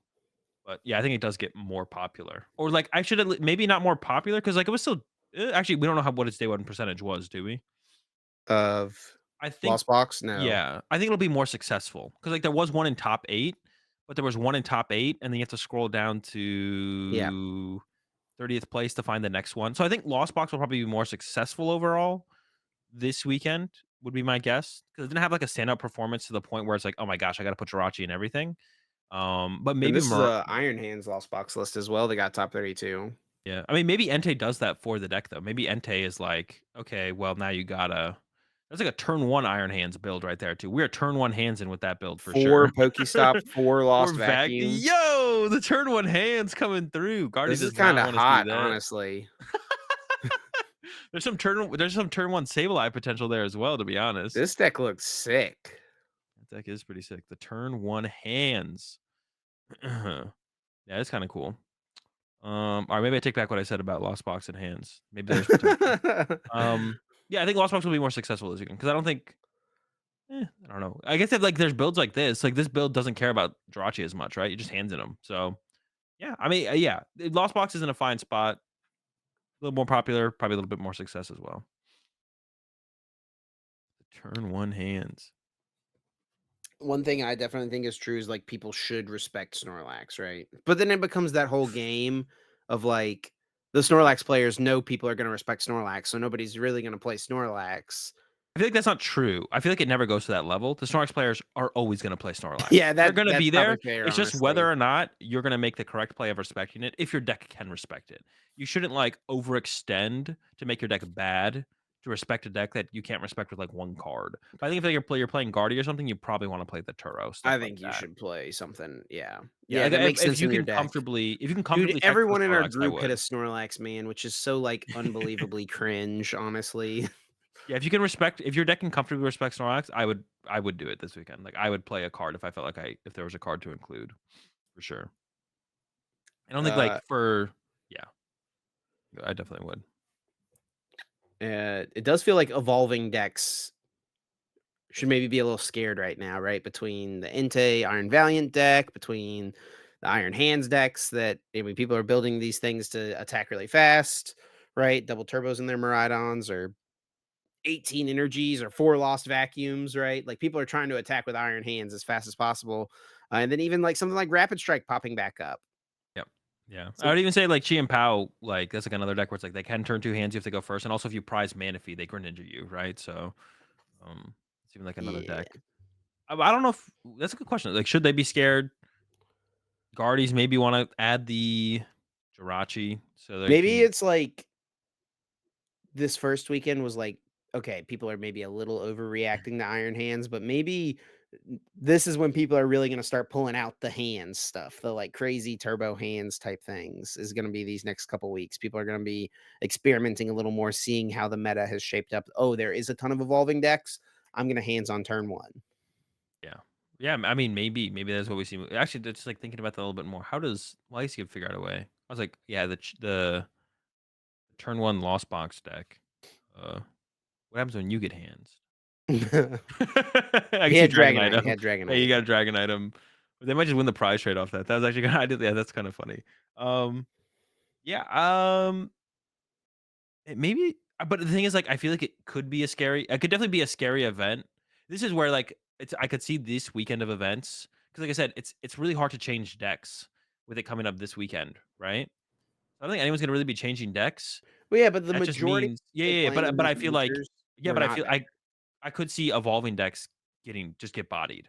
Like, I could see that. Usually the majority of these players weren't there, is that what you said? Yeah, Yeah, yeah, but are they changing they're not changing decks. So, like, if this percentage of players were playing Guardian Charizard, why wouldn't that percentage be true for the other places in the world where these because players there's weren't at this different tournament? people, bro. Well, no, but, like, well, that's just not how that works. Like, if Guardian's just a 20% meta deck in general, it doesn't matter where you go, it's gonna probably just be a 20% meta deck in general. So, like, it's Well, it gonna still be, totally like matters because there's a million variables, and the variables are the no, people, the but there is, players. but Lugia was 30% at so many tournaments in a row pre-rotation. It didn't matter where you went. Those things are, like, pretty consistently predictable. Guardy will probably be the most popular deck at Brisbane and Gdansk. Like, that's that's super reasonable. What I was Sure. gonna say is I think it is reasonable to actually think about, evolution decks could just get destroyed this weekend. Like, Guardy might show up as being the most popular deck at both these tournaments and, like, have none in top 16 or something like that. I could see that actually happening, because people Similar might to the lean LAIC Lugia effect of last year, right? yeah, people might lean really heavily into the turn one hand stuff, the Entei Valiant, Miraidon hands, like, all that stuff might be leaned into really heavily and just obliterate all of this, yeah, all this stuff, all these evolution decks, the Chen-Paos, the Charizards, the Guardies. But yeah, I mean, like I said, like, yeah, I don't think, like, it's a different part of the world, but, like, everyone was testing up to these last 2 weeks, and, like, a 1 week difference isn't, like, a really enough time I think that for a it's a decent little amount of players to different here, shift. though. I understand what you're saying, but, like, I think it's a little different here because it's a new meta, right? Like, we don't know that those people were on the same page as those people who are preparing for LAIC, right? I don't know why it would be that much different, though. We're all just trying to prep for Pokemon tournaments. I don't know, I man. think we saw that as, like, a consistent variable, though, like, throughout you just see that as a consistent variable throughout formats, though. It's like when you go from, uh, one weekend to the next, generally, um the most popular decks are still gonna be the same, right? Like, Lugia is still gonna be like, we saw that kind of at LAIC into Toronto. Lugia was still by far the most popular deck, but it got destroyed overall, right? The top 8 was, like, Duraludon, the Mewtwo control deck from Piper, the, Articuno, paralysis deck from Charlie, like, there was the popularity of the decks maintained, but what actually did well changed because enough people, like, adapted to what was obviously gonna be the most popular decks, right? Yeah, We could see something similar. Like, Guardy's still gonna be the most popular deck at all these tournaments, but now we might be seeing a lot more, Iron Valiant Entei's in top 8 because of that. sure.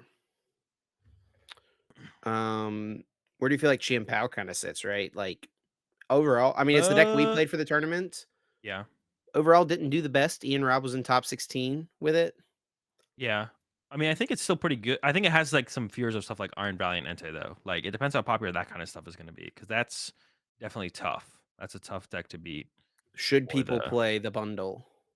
yes. The bundle in my opinion, in the current meta, I mean, it's stuff could change in the meta, but the bundle is effectively for cross switchers. Like, it does exactly everything the same thing that it does the same thing cross switchers do in the deck is give me a Pokemon off your bench that I can KO for 2 prize cards, and pretty much in every single situation, in every single matchup, bundle gives you 2 prize cards for your hands or your Chi-Pao. Just don't bench one before you use the bundle, use bundle first, and then after what they send up, you bench the hands or the Chi-Pao, and then it gets 2 prize cards. Or like situations Pidgeotzard where or Bibzard? I still lean on the Bibzard a little bit more because I just don't like for the Guardy matchup specifically. I mean, if Guardy goes I away, agree. then Pidgeysard might be the better way to go. But even then, even up against like this more aggressive stuff like the Valiants, the Iron Valiant, I think it's a lot easier to set up a B barrel for draw support than it is to set up a Pidgeot for draw support. Like if your Bidoof dies, it's easier to get to a B barrel. if you're Pidgey die, it's a lot harder to get to a Pidgeot. So Dude, Pedro played against it's 4 fine. Mew in the 5 tournament. Mew, 5 5. Mew, 5 Mew, what the heck? Yeah, Dude. what is that? That's so many Mew. Oh, Holy man. smokes. William played against a lot of Tina. A lot of Tinas. That's always felt like a pretty tough matchup, but Yeah, you do a have little bit of going back and forth. Jirachi now, which is helpful, but Yeah, it can help. Yeah, that helps a decent amount. I don't know if like swings it, but might be enough to be it honest. takes it from, like, a pretty terrible matchup to, like, a very, like, manageable one, though. Definitely, for sure. Definitely switches it up a decent amount. Alright, and then, the last kinda question we had written down here was, does Miraidon become a top 3 deck again? So, at the start of last format, or I guess post-Worlds, Miraidon was, like, pretty consistently a top 3 deck. Then it started to kinda wane off, fall off a little bit throughout the last few tournaments of the format, became, like, a 5th, 6th place deck on the Metashare charts. Do you expect to see it jump back up into the top 3 spots in either of the 2 tournaments this weekend? Um, maybe I could dance. I don't know, something about Brisbane. But dude, they're just About Pokemon tournaments. People are Australians. trying to win. Isn't the meta just the same? It Maybe I could dance. That's all you're getting from me, Chip. okay. Maybe I could dance. That's it. That's all I got. And real quick, I did write down just a couple predictions. If you have another one you want to throw in, let me know. Um, Jeez. All right, that first one is kind of wild. well, there's 2 tournaments. Oh, okay, okay, okay. All right, go ahead and read it. That's true. Yeah, yeah, yeah. Iron Hand. So we've got 2 tournaments here. So across the 2 tournaments that are taking place, there will be 2 different top eights. What is the number of Iron Hands decks in top 8 of the 2 tournaments? Over under set at 4.5. So basically more than 2 a piece average or less than 2 a piece average. Over Okay, so under the at question, 4.5. I think the question here is will Gardevoir get destroyed or not? Is the question. How good of a tournament is Gardevoir going to have? And I kind of want Gardevoir to have a bad tournament, so I'm going to say over 4.5. Over 4.5. Yeah. I'm down for I'm gonna Gardevoir to go take with some the under L's. here, because I think it might lean more towards the 2 maybe it's a little too early for it to be, like, the super heavy 2 prize meta with, like, the Entei and the Roaring Moons popping back off, but So this would like if someone plays 2 Iron Hands in a deck, this that counts as 2, right? no, no, no, no, no. Wait, wait. You said Iron Hands in top 8, not Iron Hand decks with I Iron think when I Hands. said it, I just dude, I'm just writing stuff down quickly here on the little document. I think when I said it, I said Iron Hands decks. Yeah, we'll stay with the over, I guess. And then, I mean, I guess this question kinda goes along with it, right? Partially, at Yeah. least. Will Gardevoir win one of the 2 tournaments this weekend? It's the most popular deck right now in the meta, no matter where you are in the world, no matter what tournament you're playing in, the meta is the same, so most popular deck, Gardevoir. Will it win Uh, one of these 2 tournaments? Not when there's over 4.5 hands in the top cut. Gardevoir ain't getting They no do dubs kinda on these coincide, hands, these so I'm going, questions. "No." Gardevoir's not getting the win. Yeah, and honestly, hands isn't, like, that ridiculously good against Gardevoir, but it definitely is, like, would prefer to see less hands than more hands, that's for sure. Yeah, I'm also gonna go with no, even though I think there might be a little bit less Yeah, hands, I just think there's, like, maybe gonna be some more of the rapid strike stuff, the Entei stuff, things that are just a little too tough for Gardevoir to deal with, and then also throw the hands into the mix as well. I don't know, I mean, you say, more like, hands. hands doesn't always beat Gardevoir, and it definitely doesn't always beat it, but It's good against it, yeah. it's always pretty good. I was watching seniors top 4 games play out because I was watching my one of my students in juniors play out top 4 Sunday morning because they play in the morning before the finals happen. And I watched Gabriel play against someone in top 4 and he in game 2, I think it was, just literally went turn 1 going second Iron Hands for 2 prizes, and then on the next Nice. turn she was playing Gardevoir, she went Mirage Step. The And that hands is just coming felt back. pretty tough.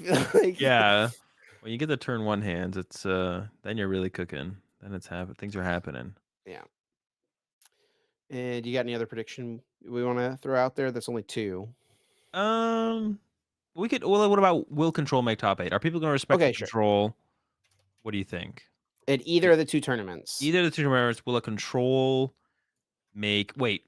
But Sander including doesn't like count. Snorlax stall, right? But Sander doesn't count. It's just Snorlax stall. Sander's not rolling up with Snorlax stall and will probably make top 8 at Gdansk. So, No, bro, come on. It's no, got to Sander be no, a Sander part of doesn't it. count. No Sander Sander. Just will Snorlax 8. non-Sander control. Well, yeah, if Sander rolls up with Snorlax stall, then that's when we can include Sander. But Sander, I think, probably was gonna Okay, roll up so with something will else different. Snorlax stall make top 8? Yeah, yeah. I'm gonna say no. I'm gonna go with good of a yeah, if I'm predicting the other things, then I think I have to go with no as well, to be honest.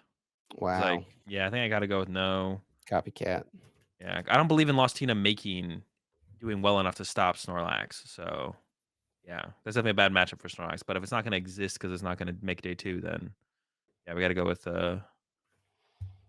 or then I guess I would say yes, though. I guess I'm kind of contradicting myself then. All right, we're locking it in. Snorlax stall will make top 8 because Lost Tina's bad. Lock him in. Get him in there. I'm saying no. I think Gardevoirs are gonna respect it, and Churros? other decks will find ways to respect it too. And I think the biggest thing too is like even if your deck has like on paper a bad matchup, like I think on paper Chen-Pao has like a not good Snorlax stall matchup, but Stuff. you've definitely can beat it. I Yeah, think yeah. like that is going to be the difference here is like people will have a better game plan now, knowing they should respect Snorlax. So even if your deck That's doesn't have a fair. good matchup, know how to Yeah, beat. Know what your outs are going yeah. in. It's kinda funny, like, if you just draw well enough as any deck, you just beat Snorlax stall. Like, if you just draw really well as Chien-Pao, Yeah, I you, mean, like if you draw really well and they draw really bad, you beat like whatever they're if playing. you got well, no, no, even if they draw well, like, they get, you know, turn 1 quad Snorlax down, if you're just, like, knockout, knockout, knockout, and never draw into a bad basic, you just win. Or, like, you don't draw into they never hit any of your superiors off Misfortune Sisters, like, doesn't matter how many Snorlax they got in play, doesn't matter if you can't KO their Rotom, like, knock out their active every single time. Sometimes, like, just they won't have the if they just don't get the stuff. Basically, the invitation play is the biggest one, I guess. Like, if you just Right. never draw into Bidoof. Like, if Bidoof just chills, you chillin' Chills at the then. bottom of the deck. Yeah. Or if anytime he hits your hand, you get to play an Iono or something, right? Yeah, exactly, or just, like, Ultra Ball Super brought it back. And the stall All right. crumbles. Well, that is going to do it for us this week. Thanks so much to everyone for listening. As always, if you did enjoy, please be sure to leave us a rating, a review on whatever platform you're listening on. It helps us out a ton, lets us know you're enjoying the content, and helps more people find the podcast. If you want to stay up to date with all the happenings for myself and Azul and the podcast, the best place to do it is over on X.com, the website formerly known as Twitter. You can follow myself at Chip Ritchie, Azul at Azul_GG. And then you can also follow the podcast at Uncommon underscore energy. Yeah, appreciate the support as always. Good luck everyone going to Brisbane and Gdansk. Is that how you say it? Gdansk? Gdansk. Gdansk. It sounds like that's like, I don't know. It just sounds like like when you like change a word to make it kind of memey. Like, Like yeah, throw a B at the beginning of it. yeah, basically, yeah. Gdansk. Good luck everyone going to Brisbane and Gdansk. We'll catch Brisbane and y'all Gdansk. next Wednesday, 7 a.m. Eastern. Peace.